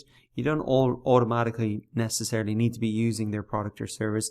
You can actually go and use it with the intention of creating a win story and then using the poster boy formula. So I'll link this article. There's a few more details there, but I've had amazing results out of it, and I'd highly recommend you use the poster boy formula as well. Congratulations, you have now completed all 26 points on the SEO checklist. What I thought I'd do in this lecture is actually share student questions that I've received from my other SEO courses. Now, the purpose of doing this is really to reinforce what you've already learned here and to really share real student questions that I've received. Personally, I find the Q&A part of presentations or lectures that I go to the most interesting, because you really see real life questions that people have, and that really helps to reinforce what you've already learned. So we're not covering a lot of new ground here, but I think by hearing these questions and the answers, you'll probably answer questions you have yourself, and also this can really help you understand the information better by seeing the real questions that people have. So let us get straight into it, starting off with a question from Lionel here. He says, really, why is my competitor number one? Now, this often comes up. He has checked online. He sees that if he types in dog seller, they come up as number one. He's made the test, and sometimes the keyword dog seller doesn't even appear in the page. Could it be because of backlinks? Well, for the first thing that you should make sure is when you are checking your rankings or seeing who's appearing number one, you don't want to do it when you're signed into your Google profile, because Google will change your search results based on your previous history. So if I look for, if I have visited puppyfind.com a lot of different times in the past, I type in dog seller, Google is going to bring that up as a search result because I've gone to it previously before. You really want to be checking here using Google Chrome incognito when you're not logged into your browser if you want to see the search results. Even better than that, if you want to get a more accurate view, you could use a tool like Ahrefs to really analyze the web page even more, to see the backlink profiles, etc. So that is really the steps that you should take. Use that incognito window to make sure your search results are not being personalized, and then also use the Ahrefs tool to understand better what the links to the profile, the keywords that they're ranking for, etc. Now, moving on to the second question, what could be the best SEO for the gaming niche? Now, this is a question that I often get asked. Okay, you've told us some examples, but that doesn't apply to my business. I think a lot of the time it does really apply. It's always the same strategy. You want to find the keywords, optimize the pages around those keywords, and build the links. It's really the same 3 steps for every website. If you are in any doubt that that does not apply to your particular niche, you should just go back to this step. Assess your competitors. See what is working for them. How are they getting traffic and rankings and backlinks to their site? Listed out a whole load of tools here that you can really find that out for. So if any doubt, go back and assess your competitors. So here is a question about really updating your title tag and meta description. And what Brian is saying here is, I already updated my tagline and also the meta description. Does it take time to update? Yes, it won't immediately appear in Google once you've changed it. Remember that Google might only come back to your site every couple of days to see if anything's changed. So you can expect those updates to come through in maybe 3 or 4 days, a week at maximum. Here's a question about backlinks. What is the maximum backlinks per month Do we remove the older backlinks when we add the new ones? No, so there really is no maximum. The more backlinks that people are pointing to your content, to showing you that you're an authority around that website, the better. You don't remove backlinks, because remember, those backlinks are coming from other people's websites. Sometimes they do get lost, but yes, you do want to be building links on a continual basis. It's not something you do once. You want to be creating that content, building up your authority, even doing that manual outreach to website owners and asking them for links back to your site, making them aware of your content, using the tools that we saw here, like Mention.net and BuzzSumo, to find those non-existing, non-linked content. So here we go, Etsy shop SEO. So Etsy is a really platform to sell products online, kind of like a smaller version of eBay or Amazon. And she's saying, what can I do to make my site more visible on Google? Well, it's the same steps once again. Also, I would recommend that you look at the SEO specific instructions for your platform. So example here, I was just pointing her back to Etsy because they have instructions on, say, where you update your title tag, description, all that stuff. These steps are always the same. The on-page optimization stuff in particular, it just might differ slightly, the interface where you're putting all that stuff in.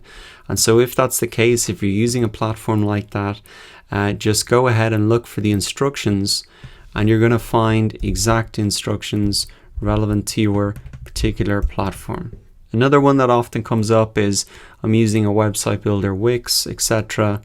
Do the same thing. Look for the support sections for your platform, and to really see where you update the things, what's the exact places on the interface, etc. Here is a question from Amira about keywords. She says, I want to be sure that I understand right. I should choose the keywords with low search volume regardless of the monthly searches. So this part is definitely right. You should choose those keywords with lower search volume. They'll be less competitive. They'll be easier to rank for if you go for those long tail keywords.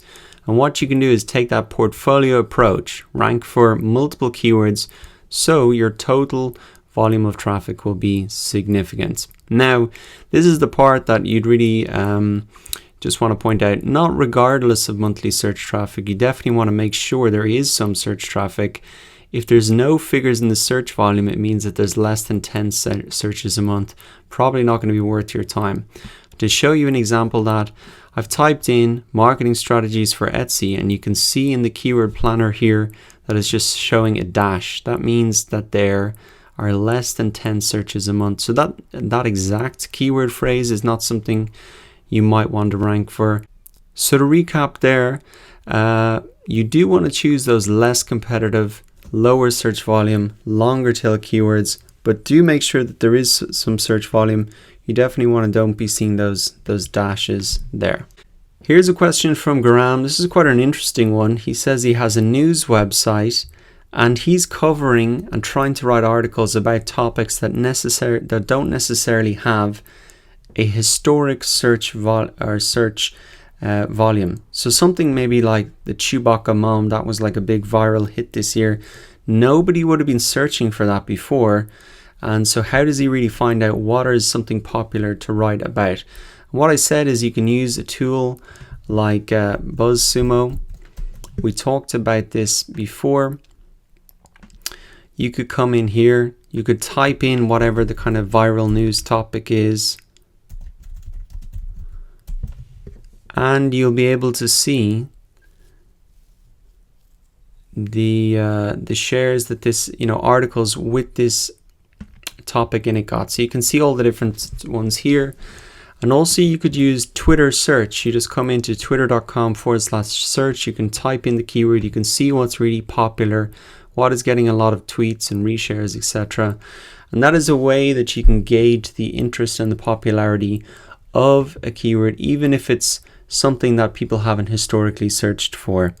So that is, I think, just an interesting question. Sometimes you do want to cover topics that don't have historic search volume, and that's really the way that you'd go about doing it.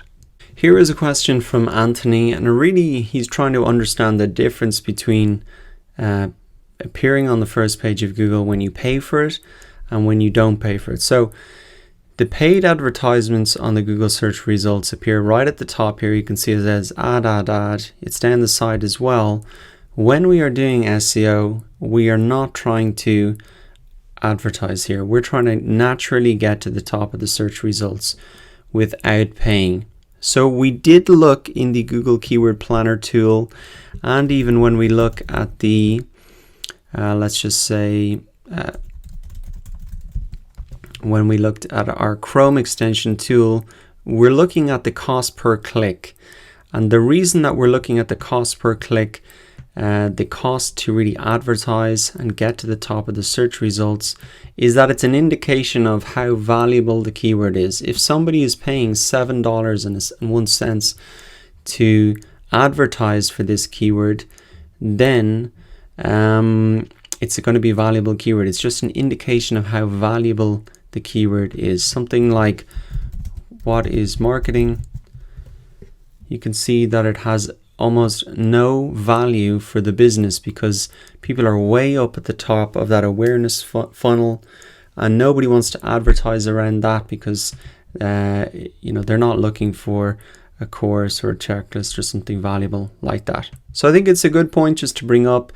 What we are really trying to do is naturally get to the top of the search results here. You can see these are not paid advertisements. The reason that we do look at this information about cost per click is really just more to understand the value of the keyword. We can use this as a guide to understand the value of a keyword. Here's a question from Maud that relates to link building. Another way that people describe link building is off-page optimization. So this is just a question really answering a jargon that's used in SEO. Off-page optimization is really the same as link building. It's really building up that authority outside of your website, getting people to point back to you. So the jargon can often confuse people. Off-page optimization is the same as link building. It's just optimizing your website off your web page and really getting people to point back to you and indicate you as an authority to Google around that keyword. So here's a question from a B-Plab about backlinking. He's just not quite understanding what it is. So he says, who is the one who creates these links? These are other website owners who have websites who link back to your website. How do you create them naturally? You have to create content that's really worth talking about, that's worth linking and sharing to. And why would somebody link to you? Well, it's really they want to tell their audience about your product or service, and so they include a link to direct their audience there. And we saw a couple of examples of that in the course. Here's a question from Jennifer. It relates to keyword research, and she's asking, does the Google Keyword Planner tool categorize keywords into head, body, and long tail keywords? So let's answer this question first. No. Inside the Google Keyword Planner tool, they don't differentiate between head, body, and long tail keywords. That's a chart we discussed. That's just a way to think about different types of keywords and break them down. So the head one is a one-word keyword, the body is a two-word keyword phrase, and the tail, the long tail of that graph, is 3 or more keywords. That is not equivalent to the competition listed in Google, meaning low, medium, high. So here inside the Google Keyword Planner, you can see competition low, you can see medium, and there'll be some high one there. What this competition refers to is really the competition between advertisers to pay for this term. So essentially you can just ignore that completely. It really just shows if there's low competition, it means there isn't a lot of advertisers advertising for this particular phrase. And you'll likely see that these phrases that have more competition have a higher cost per click. So that's what it is. Those two things are not related. The Google Keyword Planner does not show the head, body, and long tail keywords. That's just a way to really think about the types of keywords that you should be going after And we really said we should focus on the body and long tail keywords because these are less competitive. So here's another question about the Google Keyword Planner tool. He's wondering what suggested bid means. What is the meaning of suggested bid? I don't understand what we have to pay for. So this is similar again. Remember that we're using the Google Keyword Planner tool. It's part of Google AdWords. Google AdWords is the advertising platform of Google. So they have information here that's relevant for advertisers. We are not advertising. We are just using this information as a guide. The suggested bid can give us a guide to really how valuable the keyword is, because we can see how much advertisers are willing to spend on it. Okay, so I'm going to wrap it up here for the first part of this student Q&A session. That was really designed to help reinforce all of the points and actions that you've taken here. I'm going to do one more in the next lecture, some more challenging questions. So I'll see you there once again.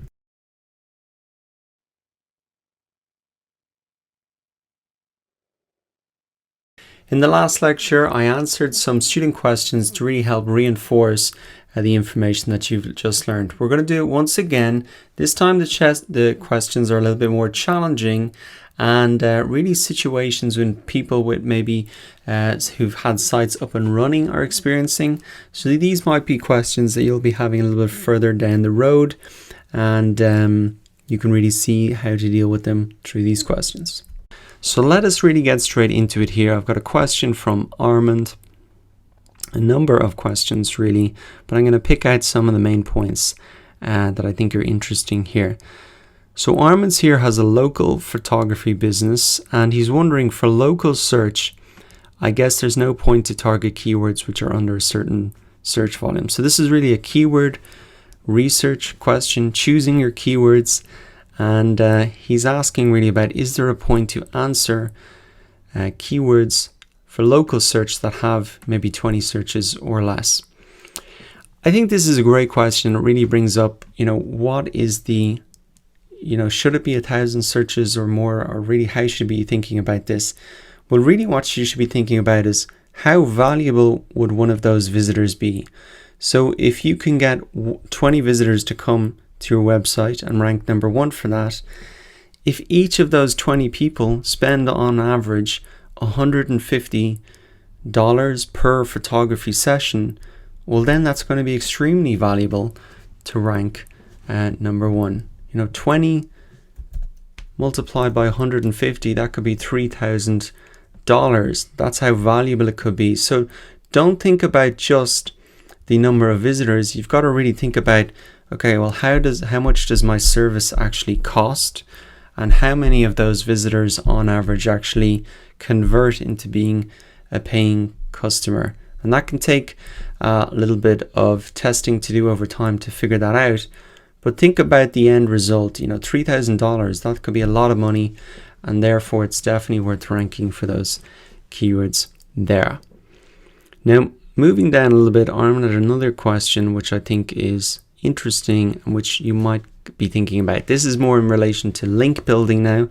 So that question was in relation to keyword research, and this is in relation to link building. So Armin says that he has a Moz Pro account, and in the Moz Open Site Explorer, so if we remember that, we used this tool before to really assess the backlink profiles of our competitors, etc. And Armand is using it to really assess his own site. And he says, some of my strong backlinks don't show up. So he knows that he has backlinks from a few big organizations. They're not showing up in the Moz tool, and he's really wondering why. And what I said is, you got to keep in mind that Moz is a third-party tool, and they may not pick up all of your links. So these guys are not connected to your website. They maybe don't have as sophisticated a system as Google for finding links on all of the websites around the world. So what I suggested Armin's do is really check his links in the Google Search Console to see if really Google has picked them up, because that's more important. If Google hasn't picked them up, well then you would start to scratch your head. But if Moz hasn't picked them up, well then that's not such a big deal. So to find out in the Google Search Console, where you would actually see if Google has picked up your links is really in here. You can come to search traffic, links to your site, and I've got a brand new site, so there's no links from other sites yet, but this is where you'd come to check it. And what Armin said, he said, yes, they are there. Okie dokie, thanks. So those were two questions. One about the keyword research and the value of keywords, even if it's got a small amount of value or volume, and also the links, if they're not showing up in some of these tools, really to check them in the Google Search Console. Now that was the first question. Let us move on to the next one. Now here we have another question from John, and it's really about the backlinks once again. And is really, what I said about not all backlinks are created equal, really, that backlinks from high authority sites within your niche are going to be more powerful. So he's saying, is there an SEO advantage to placing a web page on a strongly related website? So that's really like a guest post. And really what I've said here is that if the page is a higher page and domain authority, the backlink would be more beneficial from an SEO perspective. So it's better to get a backlink from a web page that is high page and domain authority than it would be to get a backlink from some site that's completely unrelated and has no domain authority. So it's just really to reiterate that point that not all backlinks are created equal, and you should really look for those backlinks from stronger pages within your niche. So here's another question from Rob, and it's really about if you only have a small amount of keywords, how do you spread them over 150 relevant pages? So he said he's in quite a niche website. It's for online drum lessons. And he said there's really only 8 relevant keywords that have search volume. How does he spread these over 150 pages? Because I think he has 150 pages on his website already. And what I said was, you don't really need to spread them over 150 pages. What I would do is focus on the few relevant terms, ensure that the website has dedicated pages with great content around these keywords, and these are the pages that you want to rank in the search results. Remember that not every single page on your website needs to be SEO optimized. You can pull people into your website around maybe 8 key pages, and then they can go deeper and deeper into the site, if that content is relevant. So pull them into the site with those big pages, and then they can go deeper in. And he said that makes really a lot of sense. So remember that not every page on your website is going to be designed to rank in the search engines. You don't want your contact page to rank there. You wouldn't expect your about page to rank there. And maybe not all of your content pages will rank either. But really focus your energies on building links and optimizing those pages that there is search volume for. Get those to rank, and then people can go deeper if they want. Here is another question about the Moz toolbar that we were really seeing in the search results when you want to assess the page authority and domain authority of your competitors. So what Victoria is saying here is that if the Moz tool doesn't give any numbers, like below they appear blank, does this mean that the keyword is bad or should be used? And I've seen this happen to myself before. What I'd really recommend is that you create that account, like log in and actually create it and try and search it again, because sometimes the numbers don't show up, but then when you reload the page, logged in, the numbers do show up. So that's the first thing that I would try. If there's no data as well, it doesn't mean it's not a bad keyword. Maybe Moz just does not have information about these competitors. And if it's showing that their PA is very low, well, then that's a great thing. That means that there could be a good opportunity for you. So if you see something blank like this, I would definitely log back into Moz, make sure you've got that created account, reload the page, and see then what the page and domain authority of your competitors are. If the page and domain authority is low, that's great. That's a good opportunity for you and a nice keyword for you to target if the search volume and all the other things are good, like the commercial intent, etc. Here we have a question from an e-commerce site from Hafid, and he says he has an e-commerce website in the fashion niche. He wants to understand if content marketing will increase his domain authority. Will it be good for his website to really do this? And what I said to Hafid is maybe start the process by really looking at where your competitors are getting their links and traffic.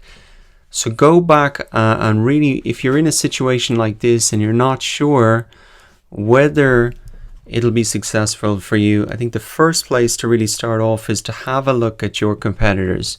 Use that Open Site Explorer tool, use Majestic SEO and all of the other ones that I've linked down here to really assess your competitors. And that's a great starting point. You can use the 3 tools here. You can also use SimilarWeb to uncover your competitors' marketing strategies so you can replicate them. So for any type of niche that you're in, it doesn't really matter. You should really start off by looking at your competitors to see what's working for them. And then you can be confident, well, if it's working for them, well, then it should very much work for me as well. So here we have another question about on-page optimization. And the question from Ali really is, are these tips only relevant for WordPress sites? So no, the principles that I've really laid out here for on-page optimization are really relevant for every single type of website that you have. Now the Yoast SEO plugin that I mentioned there is only for WordPress sites. That'll help remind you about all of these different points, but all of the points are listed here, and if you don't have a WordPress site, you can double check it using this tool as well. So on-page optimization is definitely not something just for WordPress. You want to do it for every single site. The next question we have here is from Agnieszka. It's in relation to link building, and she's asking, she's noticed that there are a lot of backlinks to her website that have a high spam score. If you remember, what we said is you want to get backlinks to your site that are from high authority websites within your niche. And what Agnieszka has noticed is that she's got a lot of links from spammy websites. Now, I'm not sure how she got these, but in a lot of cases, website owners think that they can get links easily if they just buy them for $5 or $10. The problem a lot of the time with that can be is that these links come from very spammy sites. So she's worried now she might be getting a penalty from Google because she's got a lot of these spammy sites that make her website look spammy. What you should do if you want to see if you've got a penalty is come into your Google Search Console. You'll get a notification here under security issues if there is anything. So that's what I advised her to do.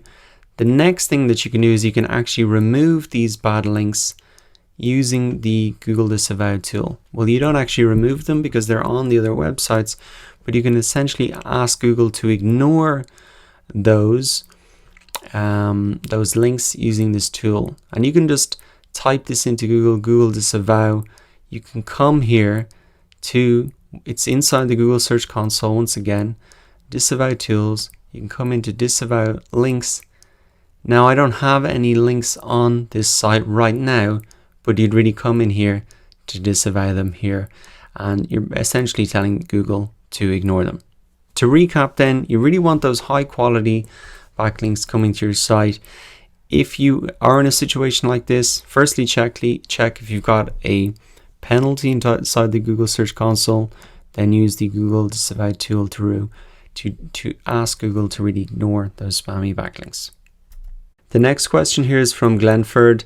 It really relates to link building, and he's asking about directory submissions. What he said is he's just wondering if submitting your site to directories, not paid online one, is considered SEO. So an online directory is really a place where you can list your website or business. It could be something like Yelp, TripAdvisor, that's an online directory. But there are other types of directories that are specifically built just with the purpose of getting a backlink. And what I said to Glenford here is it really depends. If the directories are well-known authority sites related to your niche, then I'd say go for it. Something like Yelp, you obviously want to be listed on that. But if it's some sort of outsourced service and you don't know where they'll submit your site, then it's best to take care. This relates to the last question we have. You don't want a lot of spammy links to your website. So you really want to, if this is some outsourced service, like we'll submit your website to 500 directories, maybe you should really take care, because there's no real bad way to build links. It all comes down to how it's performed.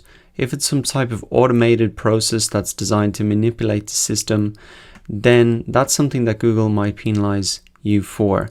So really, this is a way that people use to build links to your website. If it's some type of automated process, I'd probably stay away from it. But if it's something like creating your profile on Yelp, then that's obviously a great way to get in front of your audience there and their audience. And you might even get a do follow backlink from these profiles here.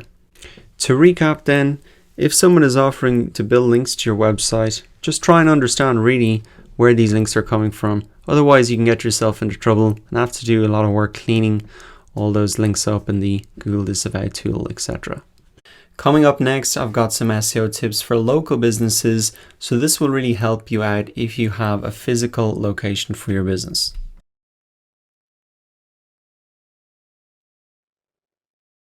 Now, if you have a business with a physical location where you receive customers, you're going to find this lecture very helpful, because in it, I'm going to give you some additional tips for local SEO to really show you how you can bring your local business to the top of the search results.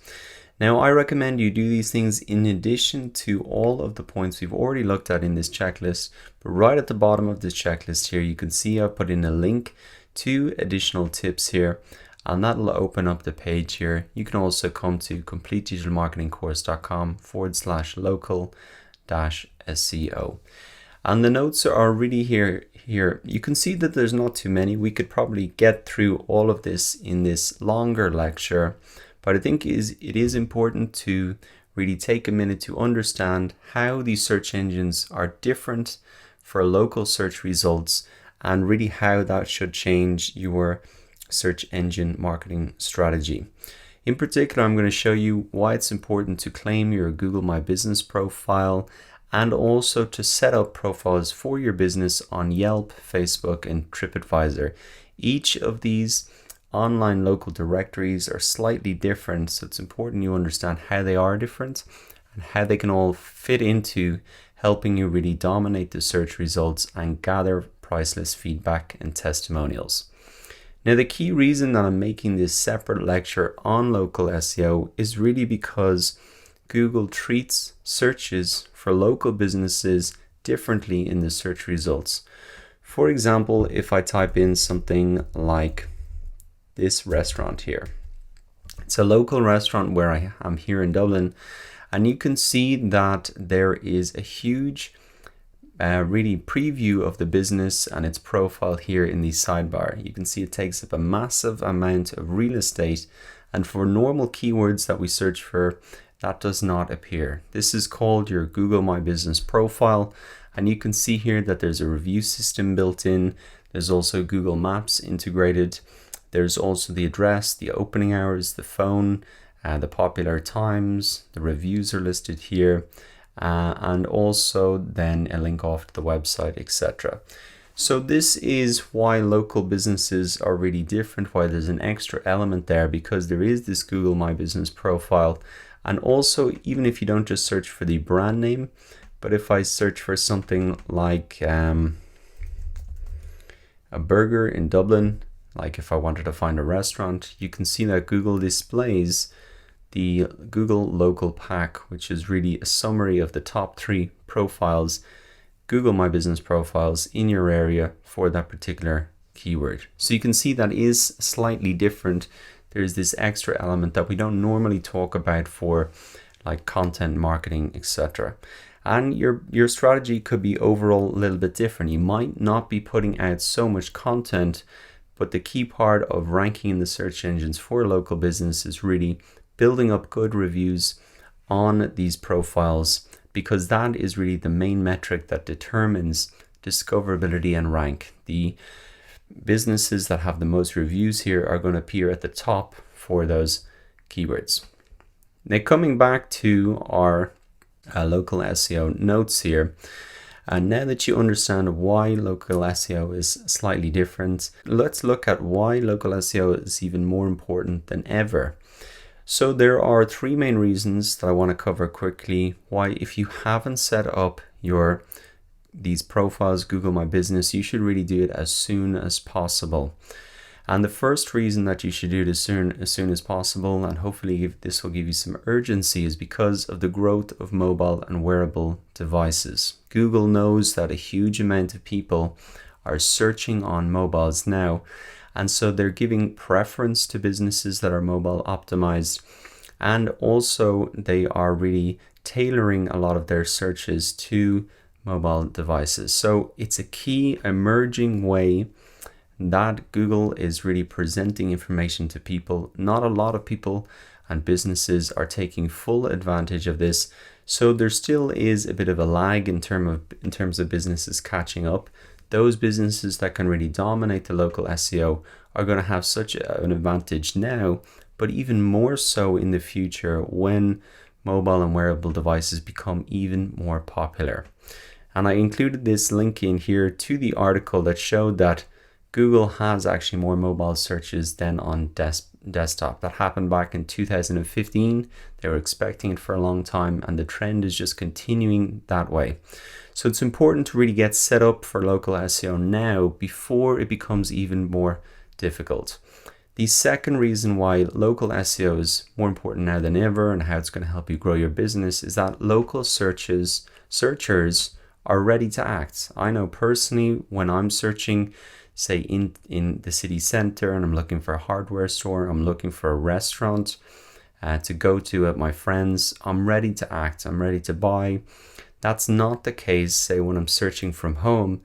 I'm not in the place where I can buy immediately, but on my mobile, generally, I'm so close to where I can potentially make a purchase that if you appear in the local searches, then you're going to have customers who are really hot and ready to buy. And that is a very different marketing strategy than maybe hitting them with an ad in a local newspaper or even dropping a leaflet in the door. They can't buy there because they're in their home. They're so far from maybe where your business is. But for the local search results, they're right there. Now, the final point why local SEO is more important now than ever is that competition is increasing. More people are starting to realize the power of local SEO. And so it's really important you start building your reviews and profiles now. Every day there's new businesses being set up, and really the quicker that you can get set up, you will have that advantage of those historical reviews to really grow your business faster. Okay, so that is a little bit of a background on why you should give a lot of importance to local SEO and really get ahead of the competition and start building up your reviews and profiles seriously. Now that you understand how SEO is different for local businesses, why it's more important now than ever, in this part of this lecture now, what we're going to do is really look at the important things that every local business should do. And the first and the most important thing is that you should claim your Google My Business profile. Now, as I showed you here with this example, this is really the Google My Business profile. And this is what you want it to look like at the end of the day. To set it up, it's very, very simple. You can just claim your Google My Business profile here. Google will really walk you through all of the steps to make that happen. And there is one caveat with this setup process. It's not automatic. Google will actually send you out a postcard to really confirm your physical address. So it is important. I think there's maybe a week or 2 weeks till that gets sent out fully and your location is confirmed. But if you want to get started, all you have to do is come into this link. You can type in your business name and address and really see if there is any Google My Business business registered there, because you don't want to duplicate and set up a new one. You can really come in and see if it has been registered. But the setup process is easy. You just want to make sure you're filling it out 100%. Now, coming back to the notes, there is one important thing that when you're setting up your Google My Business profile and even these other profiles as well, you want to make sure that your name, address, and phone number is really consistent across all profiles, and that's really known as NAP. The reason is because if in these search results, Google sees that you have put in an address here that's slightly different to the address here, even if it's something like ST rather than street, or if you put in here that your opening times are this and on your website it's slightly different, or on any of these other profiles it's different, Google will really push your site and these other profiles down in the search results because they see that information as being inaccurate.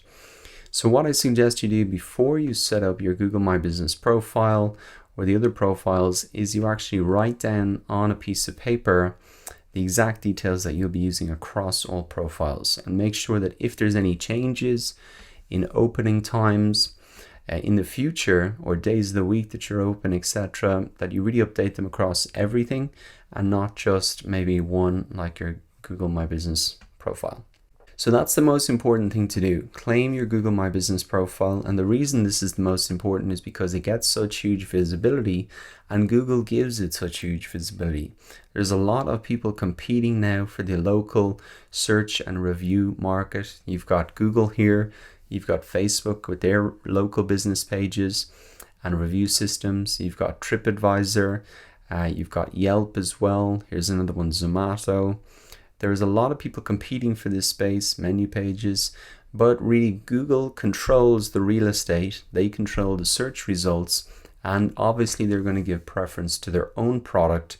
So if you want to really just focus on one to get started, this is the really one that you should be working on. Okay, so after you set up your Google My Business profile and filled out all the details, the next thing you should do is continue to set up more than just that. You really want to dominate the search results and gather priceless feedback and testimonials from as many people as possible, so you can really dominate the search results for your keywords like this business has done here. It's their website, then their Facebook, then their TripAdvisor, then another review here from a local food blog. And you can see that if anybody is searching for this, there's no chance that they're going to any other result. They've really dominated the whole first page for their own brand name, which is absolutely fantastic. So what you want to do is take a look at some of these other profiles. Now the first one is Yelp, and what I've included here is a link to actually claim your business on Yelp. Now let's talk about some of the advantages of Yelp and how it's maybe different than building up the profiles on some of these other platforms. I'm going to make the distinctions as well with Facebook and TripAdvisor and where they can really play a part in your local marketing strategy. But let's start with Yelp and really how it's different. It's purpose built really for reviews only. That's all that it does. That's different to maybe Facebook, where the review system is just a small part of their Facebook page. It's not the main reason that people use Facebook. The main reason that people use Facebook is really to share and connect with their friends. But the main reason that people use Yelp is really to leave reviews. That's what the whole thing is really built for. You can see here, write a review is front and center on the page. Whereas on the Facebook page, it's really even hard to see where you do leave a review. It's not easy, and it's not really a priority for them. There's a small tab here that shows them, and yeah, I can write a review in here, but you can see it's not as front and center, and as a result the feedback and the reviews that you get are not as detailed. The great thing about Yelp is that people often leave quite detailed reviews. For example, even a review this long with photos and stars and a check-in is not normal. You wouldn't see something that big generally on Facebook. You can see there actually are for this restaurant some long reviews, but there definitely isn't the kind of the check-in and all of the photos there. So as well as the reviews being a bit more detailed with images and check-ins, another thing is that people really create profiles. You can see how many reviews they've left, if they're an elite Yelper. And there seems to be a very passionate group of people who go and review restaurants and new places. And that's why it's really important as well. Not only can you get these great pieces of feedback and testimonials, but you can get into the influence of these people, serious Yelpers, who often have like food blogs, and they do this semi-professionally reviewing places. They have a social influence that you can really tap into, which is not as prevalent on, say, Facebook. So there's a community of people here that if they like your business, if you're in the Yelp ecosystem, they can really start to promote you out to their audience. And that is a great advantage of Yelp. So those are some of the advantages of Yelp. You can dominate the search results, you can gather that feedback, and also get into the sphere of influence of those serious Yelpers. Now, the next profile that you can set up is really your Facebook page. And this is the example that we've really been looking at here. Now, the key reason that you might want to be on Facebook is to leverage what Facebook is really best at, and that is using other people's social networks to market your business. Everybody on Facebook, the average number of friends that people have is 200. So that's 200 people for each person who likes your page, who shares your post, that can really help to promote your business to their friends. We talk a lot about social networks, but Facebook is really the best example of that. It has such a viral effect built into it because people are really connected to their friends. So in terms of friends, sharing posts, liking posts, commenting on posts, tagging friends, that's a huge way to get your business into the sphere of attention of their friends. And we'll be talking about that more in the Facebook marketing section of the course. But it's just important to understand how that is different from Yelp. Yelp doesn't have that built in. Google doesn't have that built in the search engines and the Google My Business profile. And TripAdvisor doesn't have that built in. There isn't that social network driving all of that interaction. So that is why Facebook is really important and how it should play a part in your local marketing strategy.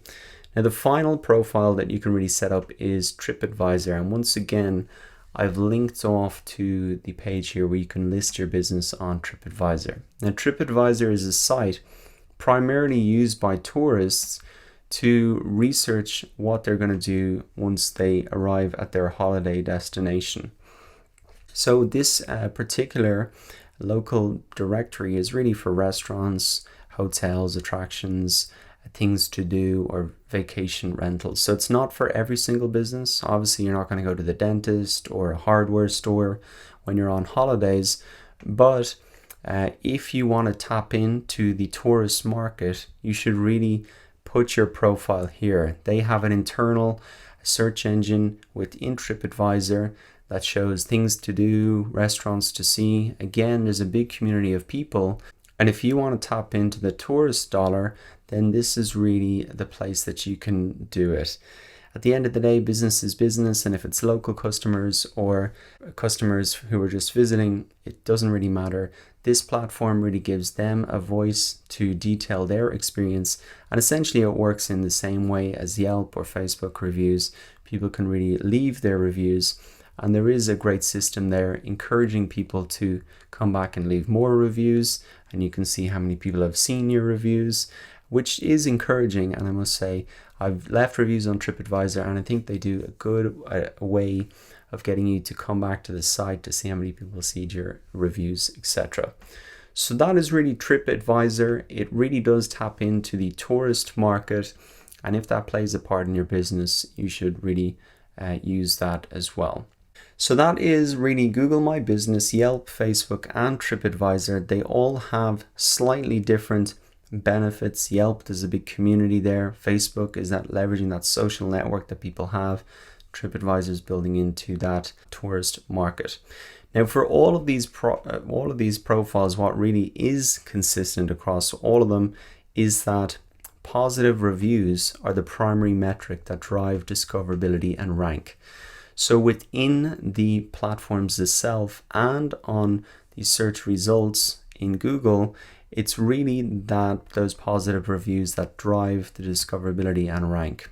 And so what you should really think about is, how do you get more reviews? And the easiest way to get more reviews is to ask customers to leave reviews. Now that is a simple thing to say, but it can be harder in practice. But one strategy that I would encourage you to use is to, if you have enthusiastic customers, really start by asking them how they found out about your business, so you can get really a sense of where they might leave a review. So if they said that we heard it from friends on Facebook, or they said we read the reviews in TripAdvisor, then you can build up a bit of a rapport with them.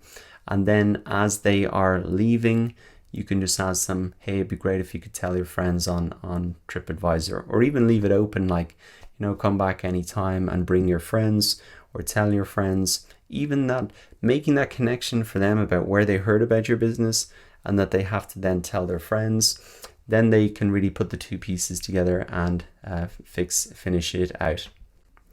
So this is a very simple strategy, but it does work. And the reason I know is because a business owner did it to me, and I really left a review as a result. I was in Malta on holidays, and I wanted to take a boat trip and do some outdoor activities. And I was really blown away by how this business had so many more reviews than every single person and every other business that does similar things. And really the way that they got that was the business owner came around, talked to every single person, asked them, how they found out about it. And then at the end of the boat trip, once he had made a connection with us, he asked us, tell your friends. He left it as open as that, but he'd already figured out that we'd read the reviews on TripAdvisor, and we talked a little bit about the platform and how great it was for finding out information. So the connection was made, and as a result, I did leave a review, and it was a 5-star one. Now, the final tip to really wrap up this local SEO section of the course is really how to respond to negative reviews and not to be afraid to do that. Obviously, if you're putting yourself on all of these review platforms, now and again, you're going to get a review that isn't as positive. But I would really encourage you to respond to that review, and it can actually help you generate more reviews because it shows the business owners are listening. And at the end of the day, that's really the most important thing for a lot of customers, that somebody has actually listened to their feedback, taken it on board. And you can also use that negative review as an opportunity to point to solutions or fixes and encourage the next person who comes along and reads that review to actually become a customer and come along for a visit. To give you an example of that, there's a review here for a local gym where I live, and you can see that there is a comment here. It's 4 stars, which is pretty positive, but there are some suggestions that the person has made. It talks about limited space and that you have to wait around for the showers and lockers to be ready, etc. Now there is a response from the owner here, and he says, "Thanks for posting. We appreciate your review. We are delighted to announce that there are new, bigger FlyFit gyms opening soon on Georgia Street and South Circular Road." So this is really a solution to the guy's problem here. He says they're not spacious, they're crowded.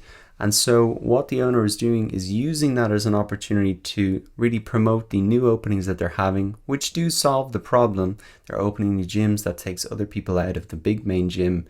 But it's a great way to really promote some of those new gyms. And if anybody sees this now, it's really closed out the issue. They won't see it as a negative thing, and they'll actually become aware of some of the options. So I hope to see you there next time. So that is just a great example of someone turning a negative review around and really setting it up so the next person who reads it really will come along and visit. So that's what I really recommend for local SEO. It's maybe not such a content marketing strategy, but it's more based on these local business profiles. Google My Business being the most important, and then Facebook, TripAdvisor, and Yelp. And they all have slightly different benefits. Yelp really tapping into that community of people, Facebook leveraging that social network, and TripAdvisor really tapping into that tourist dollar. Okay, so I hope you enjoyed this bonus lecture for your local business, and I'll see you in the next section of the course.